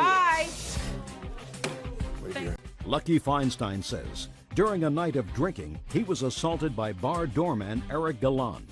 Eric and his co-worker Justin Murphy claim Lucky was out of control drunk. Mr. Feinstein, it is your complaint that you were assaulted and your car vandalized while you were at the defendant's bar. Yes, Your Honor. And the defendant, although I don't think you were there, is that No, right? I wasn't there. She says through her employees, I'm sure she has witnesses here, are going to tell me that you were very drunk. Yes, ma'am. And, well, I gather you acknowledge that you were very drunk, and any I do. injuries that you sustained were sustained as a result of you flailing around and hurting yourself, and they don't know anything that happened to your car. So, what's the name of your bar, pub? Scotland Yard Pub. Which of your employees was there that evening? Justin and Eric. All right, stand up, please. And you don't know anything about this of your own personal knowledge? No, I wasn't there. You can have a seat. Justin Yes. and Eric, That's correct. what is your given first name? Lucky. That's what your parents named you? Yes, ma'am. Interesting. Are you an only child? No, there's 3 other siblings. Are you the first, second, third, or the fourth? I'm the 4th. You're the last one. Lucky to be here. Got it. This incident happened at the pub. The 22nd of what? First, we got to get the date. Questions get harder, Lucky. 7/22, I believe it was. Had you been to this pub before?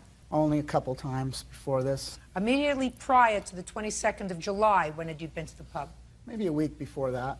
So sometime the 15th, 16th. Yeah. Prior to that, when had you been to the club? Maybe a month previous to that one. Never had any trouble there? Never, no. You have a drinking problem? No, not necessarily. Yeah, I like to drink, but I don't consider myself having a problem with it, no. Well, according to you, Lucky, on the 22nd of July of 2005, you were drunk. Yes, ma'am.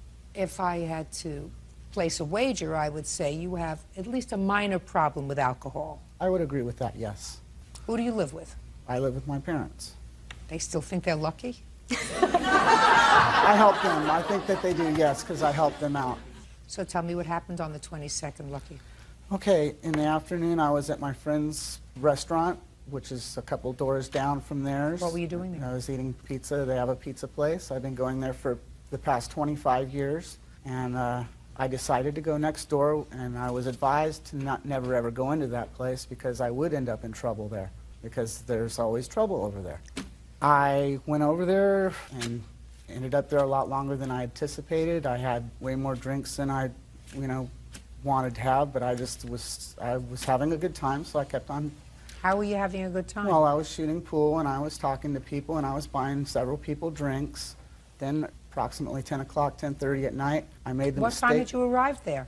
Oh, maybe 3 o'clock in the afternoon, and I had maybe 12 beers there or something like that. I was out of control, I admit that, but I didn't cause any problems. I wasn't obnoxious. When you say you were out of control, Lucky, Well, drinking-wise. tell me what you drinking-wise, mean. Drinking-wise, I overdid it drinking-wise, and I knew that I was drunk and I wasn't about to drive out of there, to leave, I was going to call a taxi, and I went into the bathroom.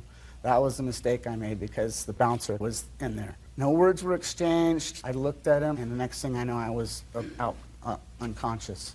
And then I found myself in the parking lot, left for dead. When I came to, first thing I saw was him again. Which one? This guy here in the black shirt. That would be Eric. I asked him for help, realizing that my wallet was missing, and if I could go back in the bathroom to see if my wallet was in there. He said, no, you're drunk. Get out of here. And then he said the police are coming too. So I said, well, okay, well, I would like to wait for the police and talk to them. The police came, and they just told me that I need to go home too. Call a taxi, do whatever, go home. You have a police report? Yes, I do. Yes, I'd ma'am. like to see it. Go ahead. I went over to my truck, my tailgate, and sat there. A couple women came over and were sitting next to me, assuring me everything's going to be okay. A couple minutes go by, and the police come back again, which I was not causing any more problems, that's for sure. Well, somebody called them. They were called again. But they weren't called by you. No, ma'am. So they were called by somebody about your behavior. But I wasn't doing anything. That's not my question. I said they were called by somebody about your behavior. They were called a second time. Oh, okay. Well, this isn't the police report about their call. This is a police report that you made that said that somebody punched you in the mouth and took your property. There has to be a police report of when they responded to their calls. You did call the police, didn't you? I called the first time. Who called the second time? One of the customers that was out in the parking lot. You have a copy of that police report? No, we do not. Okay. So go ahead. Okay, so then the police came for the second time, and they said, we're going to take you home. We're going to give you a taxi ride home. And they're very embarrassing to me to be put in handcuffs like I'm being arrested. At that point, I realized that I needed to go to the hospital. My face was puffing up, my back of my head, I was dizzy. So they said, would you like an ambulance? I said, yes, I would very much like an ambulance. I went to the hospital, they sewed my lip up, and then I walked back towards my vehicle, which is several miles away from there. And it was about 2:30 in the morning at that time. I realized that my truck was vandalized. My windshield was busted, my car was keyed around the sides of my car, my tailpipes were kicked down to the ground, and at that point, I realized that I better not say anything to them. And so there was a taxi out in the parking lot, and I was taken home. The very next morning, I went back there, and I talked to the owner, Patrick Sirely, and asked him if he would mind paying my hospital bill because I was beaten up in his establishment. But you don't know who beat you up. I'm not clear on that, but all I know is I saw him, and then I was out cold. And then I found myself in the parking lot coming to, and then I saw him again, at my feet, basically. Or I was at his feet. So who's going to start? I'll start. Okay, take your hands out of your pockets and start.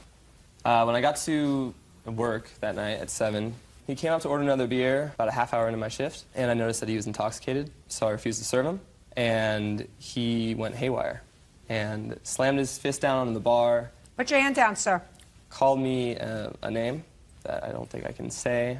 He started ripping up $100 bills in front of everyone from his wallet. Nobody laid a finger on him inside the bar. I didn't want to get into a physical altercation with him, so I waited till our doorman got on at 9. Finally, when he was put outside of the bar, he kept charging Eric, trying to bust his way back in. I went out to see what was going on. He threatened to get a gun from his truck and kill me and Eric and everybody else in the parking lot. Began kicking his own truck, pounding his head into his own truck, and punching into his own truck and other people's cars in the parking lot. At one point, he knelt down in front of Eric, took off his shirt, and said, just kill me right now, just kill me right now. And that's what it seemed like it was going to get to a point where I needed to call the police because people were very angry that he was... Is that when you called the police the first time? Yes. Okay, Eric. You got on about 9 o'clock? Yeah, about 9 o'clock, and it wasn't too long until Justin called me over. And I tell Lucky that he was done for the evening, he needed to go someplace else. He asked why. He said, I told him that, you were giving a problem to our bartender. Come back some other night, I'll buy you a beer, and, that'll be the end of it. He got upset and irate, said that he had a gun in his truck, and he was going to start shooting the place up. One of the customers that was sitting outside got upset by that. They started having a yelling match. I got involved. I separated the two. And he continued to threaten people that were around. He said, I was going to come back and get you, shoot you, shoot you. And that's when he tried to bully his way through me. And as soon as he touched me, I just put him to the ground and held him down. When you say you put him to the ground, how did you put him to the ground, Eric? Tripped his leg and put him on his back, one hand on his chest, one hand holding his arm. I said he needed to calm down. As soon as I let go of his arm, he swung on me. And I just knocked it out of the way and held him down again. And Justin was outside and said, do I need to call the cops? I said, yes, please call the police officers. I got off Lucky, went inside to make sure the cops were coming. Came back outside after a minute or two, and Lucky was already laid up against the wall at the pizzeria. Now, I didn't talk to Lucky at all in the bathroom. I don't know where that came from. So after he was laid out, he woke up a couple minutes later, and he asked me who knocked him out. I had no idea who did it.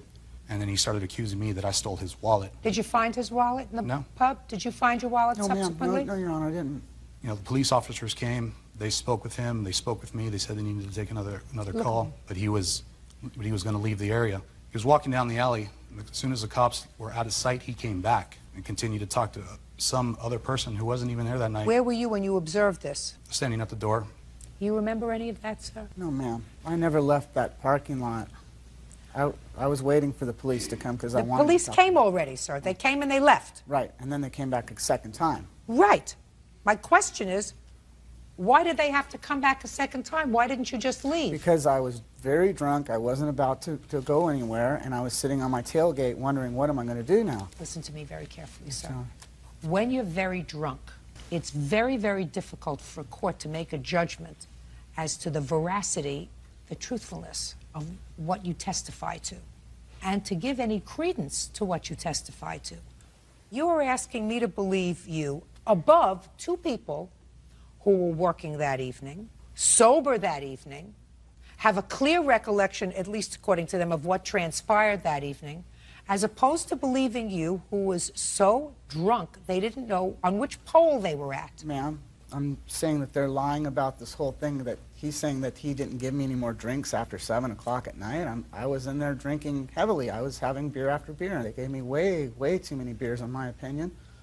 I don't think that How that's old are right. you? I'm 41. So is this what your complaint is, sir, that the bar overserved you? Yes, ma'am, one thing. But I don't think that that should Eric, happen. we started this case by my saying to you, do you have a drinking problem? And you said to me, I don't think so. Maybe a little. That's like being a little bit pregnant. You never have a little bit of a drinking problem, Lucky. Now, if you were 18 years old, I would say, I'm going to nail them, because a bar should know that a kid comes in and you don't serve a kid more alcohol than they can consume. When you're 41 years old, you're supposed to know how much alcohol you can consume and still have your wits about you. And according to you, you were warned, don't go in there. There's always trouble in that bar. But when you were at this place twice before, according to you, you had no trouble. So they clear for any reason. I believe that they do have it in for me. Explain that to me. Because mainly there's just Mexicans in there, and they always call me white boy.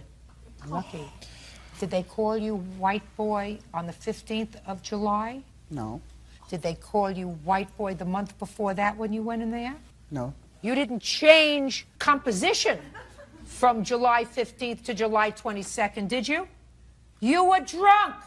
Stop blaming the rest of the world. You were drunk. Either you fell, you got beaten up, you don't know who did it, your car got trashed, you don't know who did that.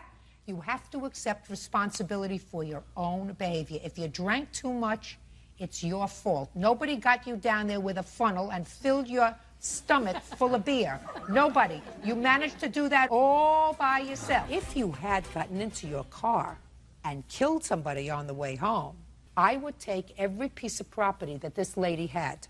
Which someday will happen. Just a second. I would take every piece of property that this lady had, because under those circumstances, both of you would be responsible. I take every bit of property you had, and I take every bit of property she had, because somebody who was innocent got killed. The only one that got hurt that night was you. And you caused that yourself. So deal with it. Your case is dismissed. That's all. Denise Wyatt says her estranged daughter-in-law, Nancy Christensen, owes for the return of her appliances. Nancy is countersuing for defamation of character and harassment. Miss Wyatt, Miss Christensen is your soon-to-be former daughter-in-law. That's correct. She's married to your son. How many sons do you have? 2. I assume only one of them is incarcerated. Is that right? One was old enough to be incarcerated, correct. Where's the other one? He's only 8. Well, still got time. Hopefully not. Anyway, the one who's incarcerated is Miss Christensen's husband. Yes, ma'am. And they are in the process of, I assume, divorcing. Yes, well, at the moment, he's not incarcerated. Where is he? Right now, I have no idea. Well, maybe his mother knows, but I'm not particularly interested in that. Your lawsuit says that you loaned Miss Christensen some property, a washer and a dryer, when she and your son, and you want the washer and dryer back or the value of that property, and also you say that you loaned her $125 at some point because she needed money for rent. Miss Christensen says that these were wedding gifts that you gave to her and to her husband, that the reason you came back for them And the timing of your decision to come back for them was timed at the precise moment, the precise day that she had your son arrested for domestic violence. She said they were never loans, these items were gifts, and she doesn't know anything about a $125 loan for rent. Who is this gentleman? This is my father. Are you living with him now? No, ma'am. Who do you live with? Right now I live at my house. Do you work? Not presently. Who's supporting you? My father and financial aid. You have children? Yes, I do. How many? 2. They're not the children of this marriage? One of them, my son. How old is that child? 8 months. Miss Wyatt, did you see this grandchild of yours while your son was living at home? Not very often. Why not? Because there was problems that they had in their marriage. They would argue and go in the bedroom, and it bothered me to see how her daughter would respond to it. How old is your daughter? My daughter is 3.5. Well, Miss Wyatt, I want to tell you something. Suing your soon-to-be former daughter-in-law is not the way to form a bond with your grandchild. I understand that. What month and year did you loan them this old washer and dryer? My son had moved out in March when he turned 18. The day he turned 18, he decided not to come home. 2 days later, he moved in with Nancy and her father. In May, they had gotten an apartment. They did not have a refrigerator, washer, dryer. I felt very bad because I had mine in storage and said you could use them, but I want them back because I also have other children, and when I get them back, I want to be able to have my belongings so that I can take care of my kids. I don't know if that makes sense to you or not. Not this much. How old were the washer, dryer, and refrigerator that were in storage that you gave to the defendant? Your Honor, I have pictures. How old? I purchased them when my daughter, which is now 11, was 2. So they're about 9 years old. Correct. And what you wanted to do was, according to you, I'm just trying to get this straight, you wanted these things back to you as a legacy for your younger children. Now, aside from your son who turned 18, how old is the next oldest child? 11. 11. So 9. by the time, just a second, so by the time the 11-year-old would be an adult, so that you could give the 11-year-old the washer and the dryer and the refrigerator, the washer and dryer and refrigerator would be 18 years old. Are you following what I'm saying to you? Yes, I do. Now, on what day did you find out that your son was incarcerated? On Friday, September 2nd. And there came a time when you went to the defendant's home with the police? Correct. On what date? September 5th. Why? I had given them notice when he had left her prior to him getting arrested. When was that? When he moved in with my sister. And I had told them back in August that I wanted my things back. I have health issues, very serious ones. I don't want to be dragged in this. I just want my property back. So when I get my children home, I will have What children? I have 4 other children. Where are they? They live with my ex-mother-in-law. She was granted guardian health. You have mental problems or physical problems? Physical problems. Okay, I'll hear you. We moved out in April 2004. We got married in May, which I have my certificate, which was when she told us, you guys can have our refrigerator, my refrigerator, washer, and dryer. I'm not using it. I have no need for it. She lives in a studio apartment, which already furnishes all these items, which these items are right here. I don't know if you see pictures of them. I see them, please. Then everything was fine. She would come to my house. She would stay. We watched over her for 2 weeks after plenty of her surgeries. As for the gas money and the rent money, she would only give me gas money. I think she only gave me $20 one time, and that was to take her to her surgeries and then take her home. And that's as far as the money goes. Now, my husband was arrested on the 2nd. This is his police report of what happened. She called me on the 4th asking about where her son was, and I said, well, he's in jail for spousal abuse. And that's when she called the cops to have them meet. There's paper right here saying she came out on the 4th to meet her out there at my house so that she could take away the fridge and washer and dryer. Now, when she did that, the first things out of her mouth were, are you ready to take your stuff out of my fridge? I go, I don't have anything of yours. You gave that to us. And that's exactly what I told the cop. That's when the cop sent her away and told her this is, you know, something you need to deal with in court. Well, she didn't go to the courthouse that day to file. She waited until September 6th. That was his visiting day. Now, I had been sitting in there waiting to visit my husband for an hour. Why? Well, because I wanted to see where his head was at, if we could work this out through marriage counseling, because this is like the first time this ever happened, you know, and I was willing for my children, for my marriage, to give it another shot, you know, try it out. He broke your arm. He fractured it, yeah. I know. Fracture is a break. Yeah, I know. It's stupid of me. Go ahead. I had waited to visit him for an hour. Well, his visiting was at 9 o'clock, and at 8:45, Denise walked in the jail, and she walked up to the window and asked the lady if she could visit. Well, he's only allowed one visitor or two shared people, you know, one visit a day. And she looked at me, she said, "Are you going to let me see my son?" And I shook my head no, because I felt he's my husband. I had more of a right to find out what's going on with him. Anyway, at that moment, she turned around and she said, "That's fine. I know where you're at, and I know where your car's parked." And she walked out of the jail. So I went to the police station right after, and I went to make a police report on her. Well, they told me they weren't going to do that because they didn't think it was serious. Okay. Because I had asked for a restraining order. So as I was walking outside, she comes walking down the street. She says, "Nice try, Nancy. I know where your car is at. I know where you live. I'm getting your power turned off. I'm going to get everything turned off, and you're going to have to just deal with nothing." And she did this in front of I have the report right here. She did this in front of one of the police department supervisors. And she walked back in with me and told the police officer at the desk, "Look, this lady is crazy. She's got problems." And it states that in there too. Well, you made these threats to her, Miss Wyatt, in front of a police officer. I've never been contacted about that. I didn't ask you whether you had been contacted by them, madam. I'm telling you that I'm reading the police report, and you made these threats to your daughter-in-law in front of a police officer. When I went to see my son, I went to the counter and I said I was... I'm not talking about that. I'm talking about outside the police station. Outside the police station, the police officers indicate they heard you threaten her. I did not threaten her. The only thing I said as our passing, because I was walking over to the PG&E office, that my son had contacted me. He wanted me to call the property management where he had dealings with.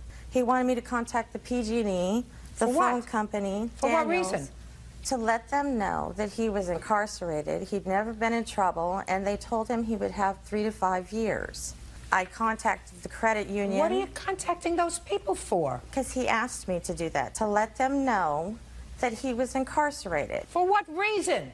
You must have asked the reason. Why do you want to let the gas company and the power company and the rent know that I'm incarcerated? For what reason? So that she would go bail him out.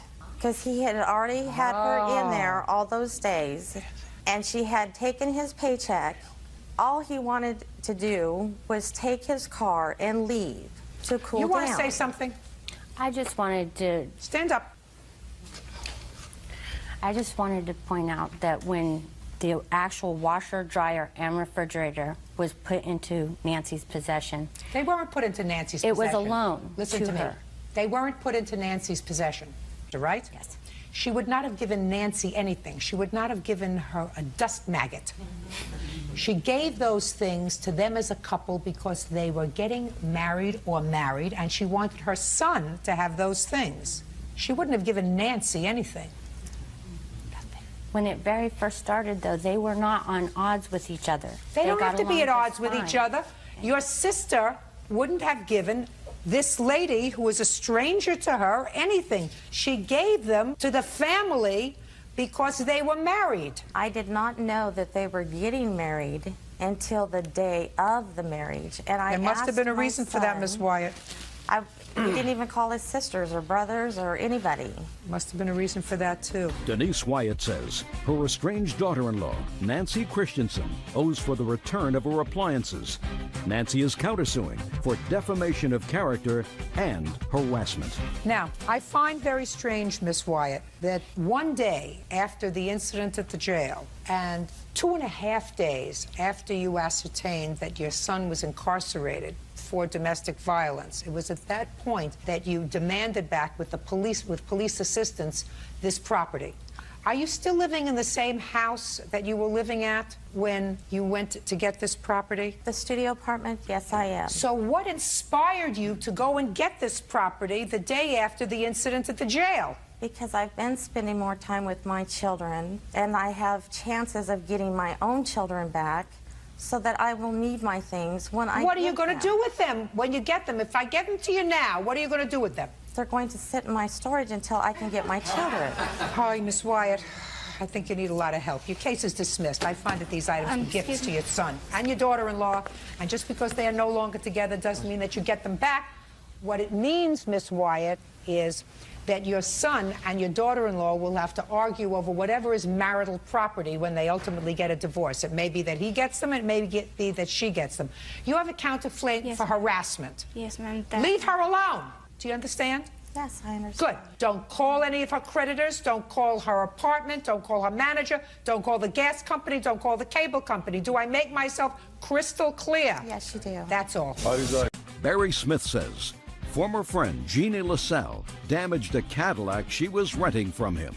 Mr. Smith, the defendant was a friend of yours, and according to your complaint, you rented a car to her, a car that was registered and titled in your name, that you weren't using. You felt sorry for her, that she needed transportation. You told her she could rent it for $20 a day.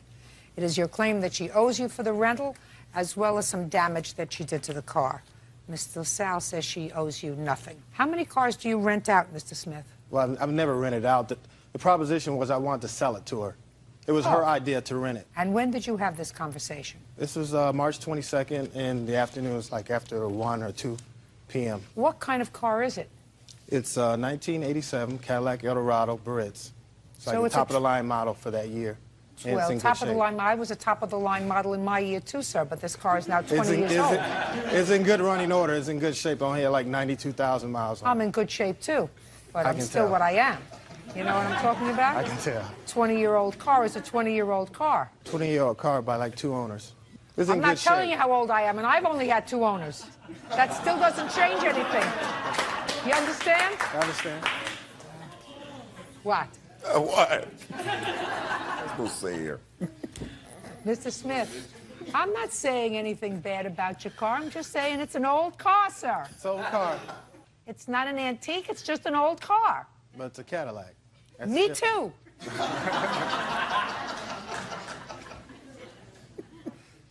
Listen, so what did you decide to do on March 22nd between 1 and 2 in the afternoon Well, with your I vintage car? I gave defendant my phone number. She said she called me back, talk it over with her friend. She called me back in about a half hour and said, yeah, let's do a deal. Let's do a deal. Yeah. What do you mean, let's do a Well, deal? she proposed to rent it. I proposed to sell it. She said she couldn't afford to buy it, so I said... How much did you want it for? $20. I wanted $700. Wanted $700 for the car. That's all I wanted. She agreed, and I agreed we'll rent it for $20 a day. She went home to talk to her friend. I went home to download a rental car agreement off the internet. I had the paperwork downloaded. I picked them up, and she gave me $20 for the first day. We signed the paperwork. I gave her the keys. Let me see the paperwork.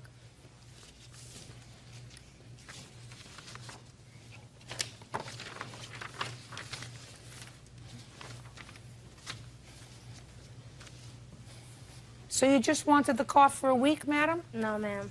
Did you sign this agreement? Yeah, when I met Barry on the 22nd, he told me he had cars for rental, 3 cars.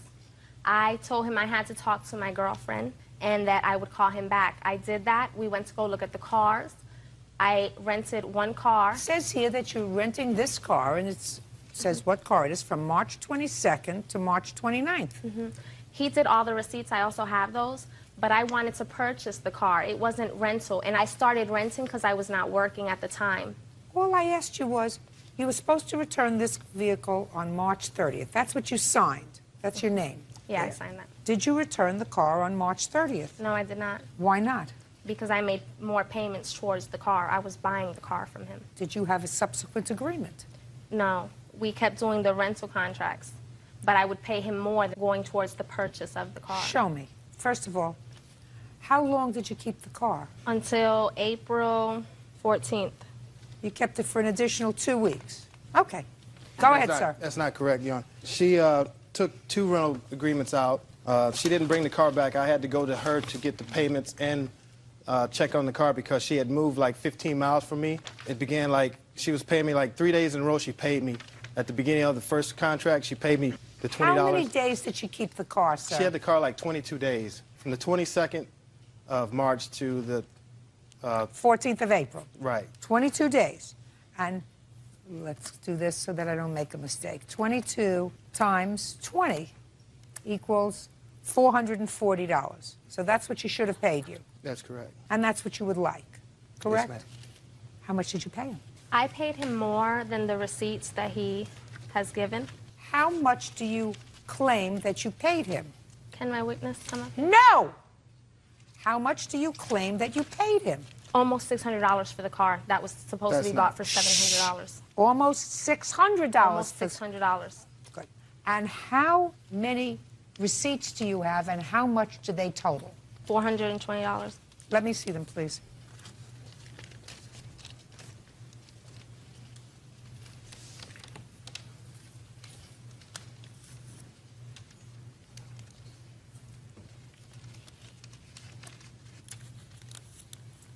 I have $400. If you look, there might be one with the same date and same amount on it. I think I accidentally wrote 2 receipts for 1 payment. Oh, yeah. I think it's This the is a one for different one. $80.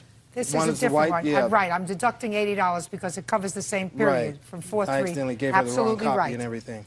Absolutely right. Minus 80, because she gave me a duplicate, equals 320, and she was supposed to give you 440. Ms. LaSalle, that's what you got. You gave him $320. Can I speak, Your Honor? Sure. He just wrote out receipts. When he came to pick up the vehicle, he went home and just wrote out receipts. The only one receipt that me and Barry had actually made was the yellow receipt. So he just made up receipts for whatever he wanted to make out the receipts. I had the car almost paid for. Just a second. Almost is not good enough. The only proof, and it's proof that you gave me of what you paid for, are these. That's what you gave me. And it says that you're $120 short. What else, sir? Friday the 13th, she said, come pick up the car. The car's all empty. It's at her house. She was supposed to bring the car back. So I get a friend of mine. We go up to Jeannie's house, get the car, and I said, when are you going to have my money? She said, next Friday. We took off, went home. I called her the following Friday. She's not going to pay me my money. I'm not going to get any money. So I gave her another week, the 27th, which is the day I filed the lawsuit. Jeannie, am I going to get my money? You ain't getting nothing. Do what you got to do. And that's when I went to the courthouse. The night while I was driving it back, like I said, it's 15 miles. The front end was shaky. It's a front-wheel drive car, and it's dark. It's like 9:30, 10 o'clock at night. I couldn't see anything. So the next morning, I went out and inspected the car. The right front tire is very low. I take it to a mechanic, have him look at it and get new tires, and they gave me an estimate of what the damages was because the front end suspension was damaged. I got damages on the car. The car wasn't brought back in the same state that I gave it to her. And Fine. You wanted to sell the car, sir, for $700. Listen to me. I wanted to sell it. Shh. Look at me. You wanted to sell the car for $700. Correct. You're going to get $440 for her. Use of the car. You're a couple of $100 short of what you wanted to sell it for. Where is the car now? I have the car. Do you drive it? Yeah, I drive it. Do you rent it to other people? No, I don't.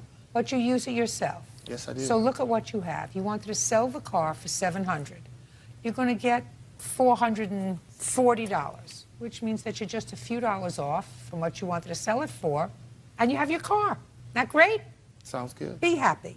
Judgment for the plaintiff for the amount of $120, which is what she owes you. Thank you very much. That's all. Lori Abarca says former client Matthew Finch pulled his kids out of her daycare without notice. Matthew is countersuing, claiming Lori made a false CPS report. Mrs. Abarca, this is a pretty nasty case. According to your complaint, the defendant is the former husband of your best friend. Yes. What's your former wife's name? Stacy. Stacy. And they have 2 children. And you were providing daycare in your home for their 2 children. Correct. And subsequent to their separation, you took care of the children for how long? Approximately 9 months, from August of 2004 until April 1st of 2005. And then it is your claim that Mr. Finch, without cause, removed the children from your daycare.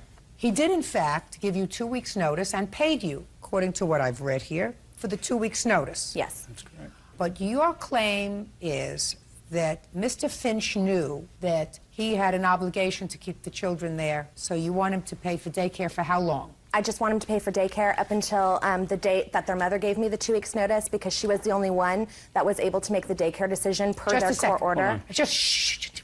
Don't. Okay. On what date did she give you the 2 weeks' notice? I believe it was May 12th. Okay. So let's deal with that part of the complaint first. Okay. You'll get into the incident because there's much more to this case than these few weeks. When Mr. Finch gave you the 2 weeks' notice on April 1st and tendered payment for those 2 weeks, did you take his payment? Yes. So then let us deal with this issue swiftly. Okay. You're entitled to nothing. If you said to Mr. Finch, I'm not taking your money, it is my friend who is responsible for giving me the 2 weeks' notice, not you, I would go on with that part of your lawsuit. But since you took his money, I'm not entertaining any money for April or 2 weeks in May. Now let's move on to the next part of your claim. The next part of your claim is that there was an incident on or about April 1st involving your husband and the defendant. And as a result of that, Mr. Finch called the state licensing board and made false allegations against you. Mr. Finch said what he reported to the state licensing board was true, correct? That's correct. The counterclaim that I have by Mr. Finch is that you called Child Protective Services complaining about Mr. Finch and alleging that he in some way inappropriately touched one or both of his children. That's the allegation. Right. So, did you in fact call Child Protective Services? I did. On what date? April 4th. And what did you tell them in this 4-4 report? I told them that his oldest daughter, Kiana, for the last month and a half, had been reacting extremely badly when he would come to pick her up. She would start crying hysterically. She would run to the back around anybody, my children, my husband, myself, that she could get to. Is that what you told the state so far? Yes. What else did you tell them? And I told them that I felt that there was something going on at the house. I didn't know what, but I know that somebody needed to investigate it. When I did make that phone call, Stacy was right beside me, in full agreement with me calling, because for several weeks before... Don't tell me about Stacy. Okay. For several weeks before, I had spoken to Stacy and Matt about Kiana's behavior. It would be so bad at times that he would come to pick up both of the girls and have to leave with just Lexi, the little one, and leave Kiana at my home until her mother or her stepfather could come and pick her up because she wouldn't go with him. Doesn't... Shh. Okay. So I confronted Stacy about what was going on and told her that I was very uncomfortable with the way that Kiana was reacting and that I was very concerned that something was happening over at his house. No, she doesn't include that. This revelation, Ms. Abarca, that you had to call and make a substantive report to Child Protective Services did not occur until after Mr. Finch removed the children from your daycare. Is that correct? Yes and no. Yeah. The first time that you called and made a substantive report, despite what you say you had been seeing for the last month and a half, is 3 days after he removed the children from your daycare. Yes. There's certain hard data, and then there's certain soft data. Your conversations with your friend Stacy is soft data. The timing of these events is hard data, which in my view very often suggests that you can make a leap with regard to things like motive. You get me? Yes. Good. Now, did you subsequently go to the family court with regard to her allegations Yes, of I did. abuse? Yes, I did. And was there a hearing? There was a hearing. And subsequent to the hearing, was your time with your children diminished, supervised, increased? Stayed the same. We were sent to family court counseling after that. Who was? Me and my ex-wife. Just the two of you? Correct. And did you both go to counseling? I requested private mediation. I figured 1 hour with the family court services was not efficient time to handle this situation, and therefore I was granted time to get a private mediation. And as a result of the mediation, what happened? My time was increased. To what? To 50%. It had been previous to that, how much? It was only 37% time. Subsequent to the call to Child Protective Services, was your daughter subjected to a physical examination? Yes, both daughters were. And I do have the report here. Can I see it, Would you like to please? see it? For both daughters.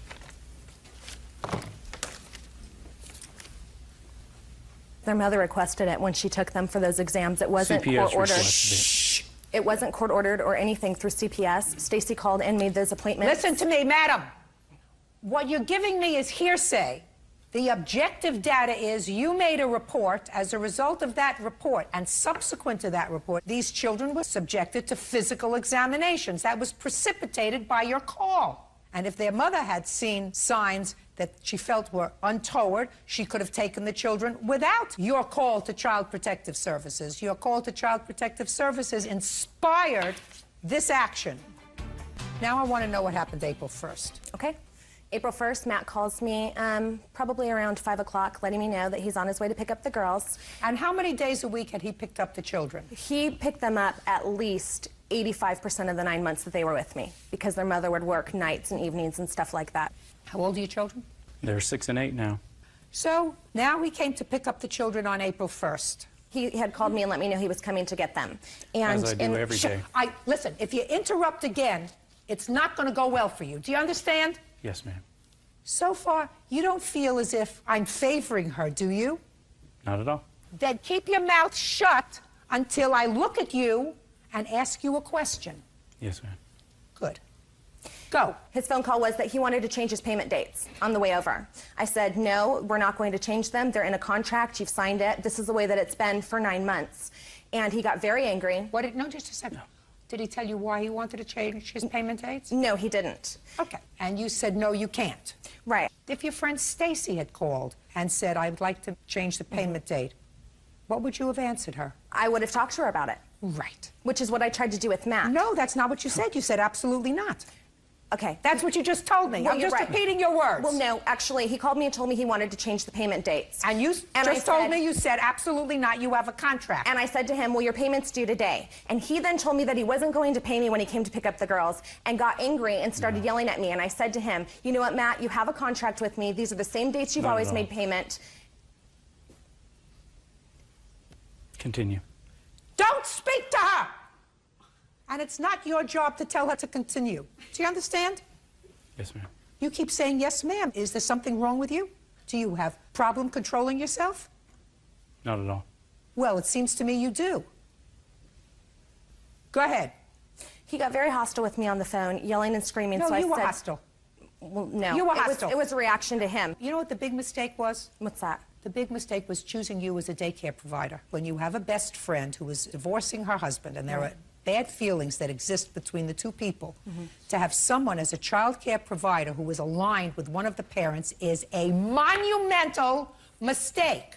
Monumental. Because you are emotionally invested in his ex-wife and her welfare, not emotionally invested in his welfare, and that comes through loud and clear. Having said that, we will move on. So he came to pick up the children, and what happened, Ms. Abarco, when he came to pick up the children? When he came to pick up the kids, my husband went outside to go talk to him because we'd had many, many incidences with his youngest daughter, Lexi, being physically abusive to our son. And it was just... This is the husband? This is my husband. What was he doing home? He was already done working for the day. What kind of work does he do? He's a forklift mechanic for Toyota. Let me understand this, Ms. Abarca. You sent him outside. No. You said you were inside with the girls, so your husband went outside to speak to him. Right. Well, you must have, when you got off the phone, said to your husband, he's coming over and he says he's not going to pay me. Got to discuss that with him. And you have to discuss with him his daughter's aggressive behavior, right? Yes, I spoke to him about the phone call with Matt and about the incident we had just had with Lexi and Cole on Matt's way over to come and pick up the girls. Well, why don't you tell me about the incident between your son, who was how old? At that time, he was 18 months old. And the daughter, who was how old? Lexi was 5.5. So why don't you tell me about that incident? I believe on that day, she pushed him down. She would pull his hair and pull him down. You know, just different little things like that that were constant. And I sat down with Lexi, and I said, you know, Lexi, we've been having a lot of problems with this kind of behavior. What is wrong? Why is it that you and Cole can't seem to get along? What can we do to change it? And she says to me that her father told her that if there's something she wants or Cole does something that she doesn't like, then she can basically take matters into her own hand. If she needs to push him away from her or do something like that, that's what he told her. The 8-year-old daughter, Kiana, was there as well. Kiana confirmed that was the discussion that they had in their vehicle and also stated that there was a boy she was having problems with at school, and Matt told her that if he continued to bother her, she could go ahead and punch him. Where were you when this was going on with the 5-year-old and your 18-month-old? I was in my dining room. And where were they? They were in my living room, which there's a huge opening. Shh. That's not supposed to happen. It's your responsibility if the 5-year-old pushes down the 18-month-old. It's your responsibility because you are providing inadequate supervision of the children. I don't care whether you agree or not. Children are children. That's absolutely correct. Absolutely correct. And a 5-year-old may push down an 18-month-old, and an 18-month-old may pull a 5-year-old's hair. Right. Or may take something away, and the 5-year-old says you can't do that. Absolutely. You just answered your own question. Lori Abarca claims former client Matthew Finch owes for daycare fees, defamation of character, and a false police report. Stand up. All right. Mr. Abarca, you tell me what you said to Mr. Finch when you went outside. I walked up to Mr. Finch. Look at me. You walked up to Mr. Finch and said... He was still in his vehicle. I explained to him... No, tell me what you said. I said, Matt, there was a situation with the 2 kids. Lexi approached Cole, grabbed the ball from him, pushed it back into his chest, and then grabbed him by his hair and pulled him to the ground. When Lori confronted Lexi about it, Lexi explained that if she felt somebody was picking on her, it would be all right for her to go ahead and do something back, retaliate. Okay. So your wife said to you that the little girl said, my daddy says that somebody is picking on me, then I have the right to do something back to them. Correct? Correct. And what did Mr. Finch say to you? He got out of his car, said he never said that, got into my face. I explained to him, would you please not allow Lexi to retaliate, that if she has a problem, she needs to go to Lori. I don't appreciate our baby being pulled down to the ground by his hair, and that conduct is not okay. Mrs. Abarca, I have 11 grandchildren. I've seen them all playing around together. Right. If one of them, who's 5, gets annoyed at one of them, who's 2, because they pulled something out of their hand, they'll push them. That's not cause for World War III. No, you're right. That I just agree. happens. I agree, but it was much more severe than that. And I have statements that I've written to Matt for suspensions, breaking down the situations. I believe I gave you copies of all of those. Why did you give them to Matt instead of Stacy? Because Matt was the one that came and picked up the children most of all the time. Miss Abarca, this was your best friend's children. Right. Are you telling me that you didn't get on the phone in the evening after each of these instances and say to Stacy, listen, Stacy, we really have to talk about the girls. Absolutely. I'm having trouble with the girls. Yes. And what did Stacy tell you? That she was in full agreement with everything I had. They knew Lexi was having aggression problems. She was getting in trouble at school almost, and they knew that it was something that they needed to work with. So that's what, just a second, so that's what your best friend told you? Right. So what did she do from the time you started to tell her about the problems with the girls and the time that he finally removed the children from your daycare? What had your friend Stacy done? Lexi would get in trouble for various different instances. She would go home and be grounded, that kind of thing.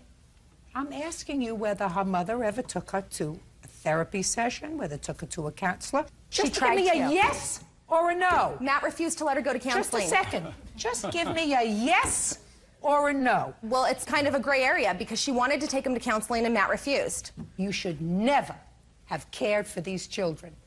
Never in a million years should you have been involved with these 2 children with the attitude that you have towards him.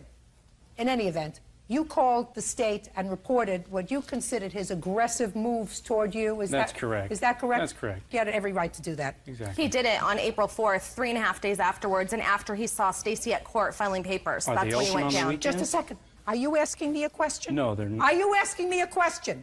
They're open on Friday. You too. You should never have cared for these children. I agree. I've definitely And never learned have my gotten lesson. him involved in taking your complaint outside to him, complaint that just happened to have been made at the same exact time that you had just had a telephone altercation with him about payment. Sit down. I'm not aggrieved at all by Mr. Finch's conduct in reporting your husband's conduct to the state and letting them come out and take a look at what's going on in your house, because based upon what you told me, there is inadequate supervision of children. They didn't. I'm speaking in your home, based upon what you just told me. What really burns me is your motivation for calling Child Protective Services about this father. That's what really burns me, because it was clear to me from reading the timeline in this, your motivation. You chose not to report the problems with the child generally. You chose to identify Mr. Finch as the possible perpetrator of a problem. That's not, I told them the entire situation. I want to tell you something, Miss Albaka. I don't believe you. And the reason I don't believe you is Stacy still your best friend? Stacy and I are still friends. Yes. That's why I don't believe you, because you would not have called Child Protective Services on your best friend. There is a difference between him calling the state, and the worst thing that can happen to you is you could be investigated and they might not give you a license to care for children in your house. And you calling Child Protective Services and by innuendo suggesting something inappropriate's going on. It was very subtle. And I've seen and heard over the course of 35 years that subtle innuendo that suggests that a father is in some way inappropriately touching his children, which causes all kinds of red lights to go on with Child Protective Services. And your motivations were just that, judgment on the counterclaim for $5,000. That's all. Parties are excused. You may step out. Diana Galarzo says her fiance's estranged wife, Myrna Cosio, owes for burning a graduation dress she bought for her daughter. Diana also says Myrna started an argument at the ceremony. Ms. Cosio, you are currently separated from your husband. Is that right? You've been separated for about 3 years. Yes. Is he here today? Yes, he is. Yes, I am. And according to your answer in this case, you separated from him because he was a big problem. Yes. That's why you separated. Yes. You filed for divorce. He did. He did in December. Yes. And hopefully that divorce will be finalized soon. The two of you have 2 children. Correct. The plaintiff is his fiancé. Correct. And you've been together for about a year. Yes. And you're planning to be married as soon as the divorce is finalized. That's correct. Do you live together? Yes, we do. How long have you been living together? For about 8 months. According to your complaint, you gave one of the girls, one of their daughters, who was graduating from elementary school. Yes, that's correct. 3 outfits. And according to you, Ms. Casio destroyed those outfits. She was annoyed at something. And then later at the graduation made a terrible scene at the graduation. Yes. Which embarrassed and humiliated you. Ms. Casio says that the outfits weren't destroyed, and she says that you had no business being at the graduation. You should have stayed home. She told her separated husband that he shouldn't bring you, and he defied her and brought you, and that's what caused the incident at the graduation. Is that right? That's right. Well, let me straighten you out on that score, because that's freshest in my mind. You have no business telling him who he can bring to his daughter's graduation. This child has 2 parents, and you're no more of a parent than her father is. You don't have any right to tell him who he can bring to the graduation and who he cannot. You understand that? Yes, I do. So what do you think gave you the right to tell your husband not to bring her to the graduation? I didn't tell my husband, I told my daughter. Ugh, that's even worse. That you told your daughter to tell her father that he should leave her home? Is that what you did? Exactly, that's what I did, Judge. You're outrageous. That's an outrageous thing to do on many fronts. First of all, you never use a child to transmit messages from one parent to another. Certainly nothing negative. If you want to say, listen, would you like to come to my house for a graduation party? That's a nice thing. But you never use a child as a telephone to transmit a negative message from one parent to another. That makes you a bad mother. You don't want to be a bad mother, do you? No. Well, I'm telling you that was something that only a bad mother would do. So I would rethink that.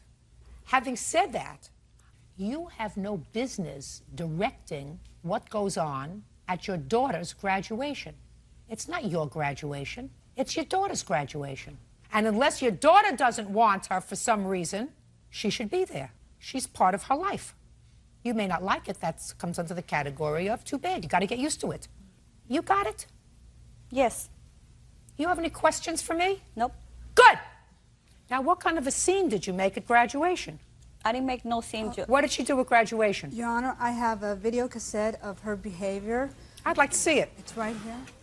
And I have never met her, and why she acted this way and insulted me in front of everyone and made a scene, especially Erica started crying. The other daughter with her 3 infant, you know. Excuse me? What did you call me? What did you call me? That's what I told you. Why? Stupid. Because you are. It's Erica's graduation. Why? You need God. You need God in your life. Really? Yes. Mom, stop. Yes. You do. I have never done anything to you. Why did you call her? Okay, I got it. Okay. Why did you call her a name? Because I was upset that she was there at my daughter's graduation, Judge. You owe her an apology. Your behavior was outrageous. And I'm going to tell you something.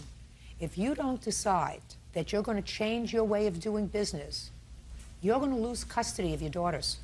I'm telling you that. I'm an old family court judge. And I'm telling you that if you're going to put your daughters in between their parents, and if you're going to behave in an irrational way, you will eventually lose custody of your girls because they will say, I don't want to live with my mother. She's a nut. Now, what did you do with the outfits that she brought for your daughter? And I better get a truthful answer, otherwise I'm going to have to embarrass you and bring your daughter here. So I want you to tell me what you did with the 3 outfits. I didn't do anything. Where are they? I don't know what she's talking about. Your Honor, I have a recording of the daughter on June 24th where she called my cell phone and pictures of my outfits burned. I'd like to see them, please.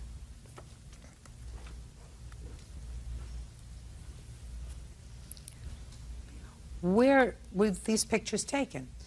Apparently, she burned them, and either she walked into my property or threw them right next to my truck, keyed my car, and I have a police report. Oh, well, she's crazy. Sir, I think that you ought to go into court and seek custody of your daughters. I wouldn't let my daughter stay with her. There's something mentally wrong with her. Mr. Casio, step up. Step up, sir.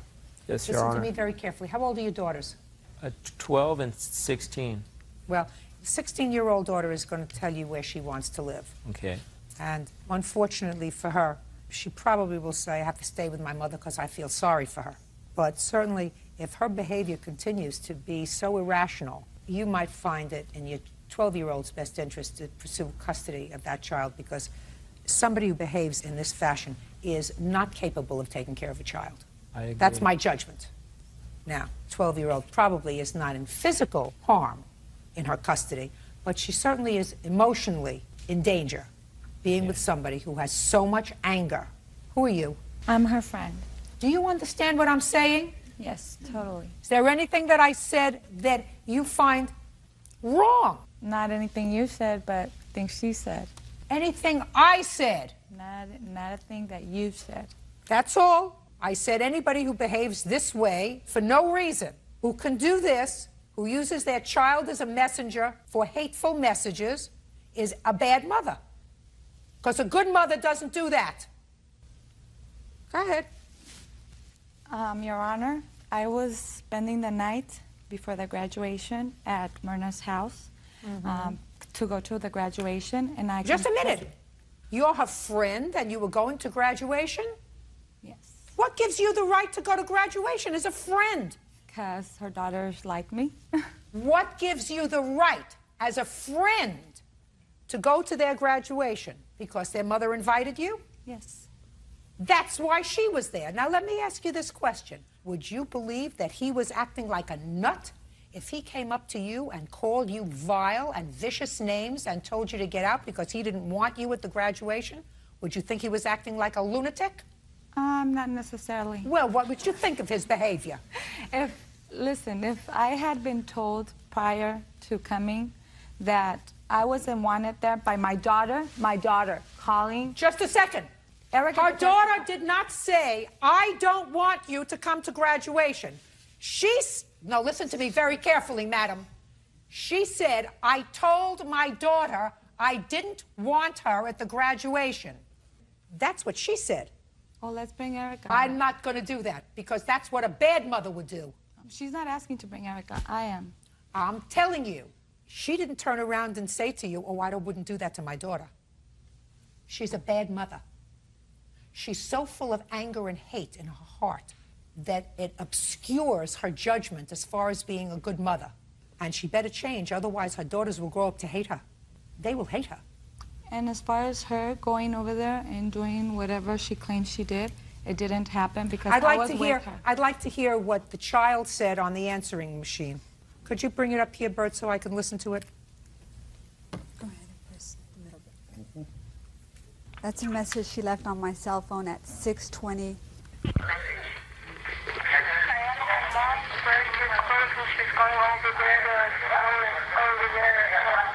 My mom is burning your clothes.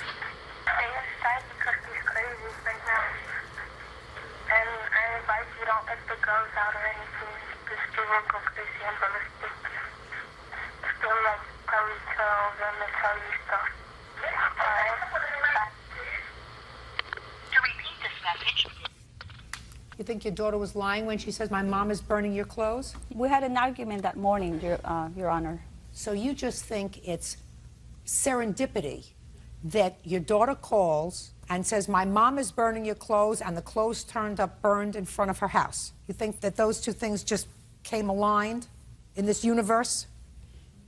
You better go see a good therapist, madam. You need a good therapist. Do you work? Yes, I do work. What kind of job do you have? I'm a phlebotomist. Better spend a little more time at work and a little less time hating. Spend a little less time hating. It didn't work out. 52% of the marriages in this country don't work out. She didn't steal him away from you.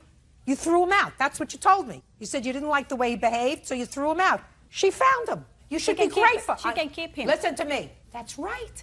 You should be grateful instead of having a heart full of anger. Believe me, if you have a heart full of anger, you're never going to find anybody, madam. Nobody wants somebody who's miserable and angry. You'll spend the rest of your life alone. How much did you spend for the outfits? I have the receipts Just here. tell me how much you spent for the outfits. 180. Now I'll take the receipts, Bird.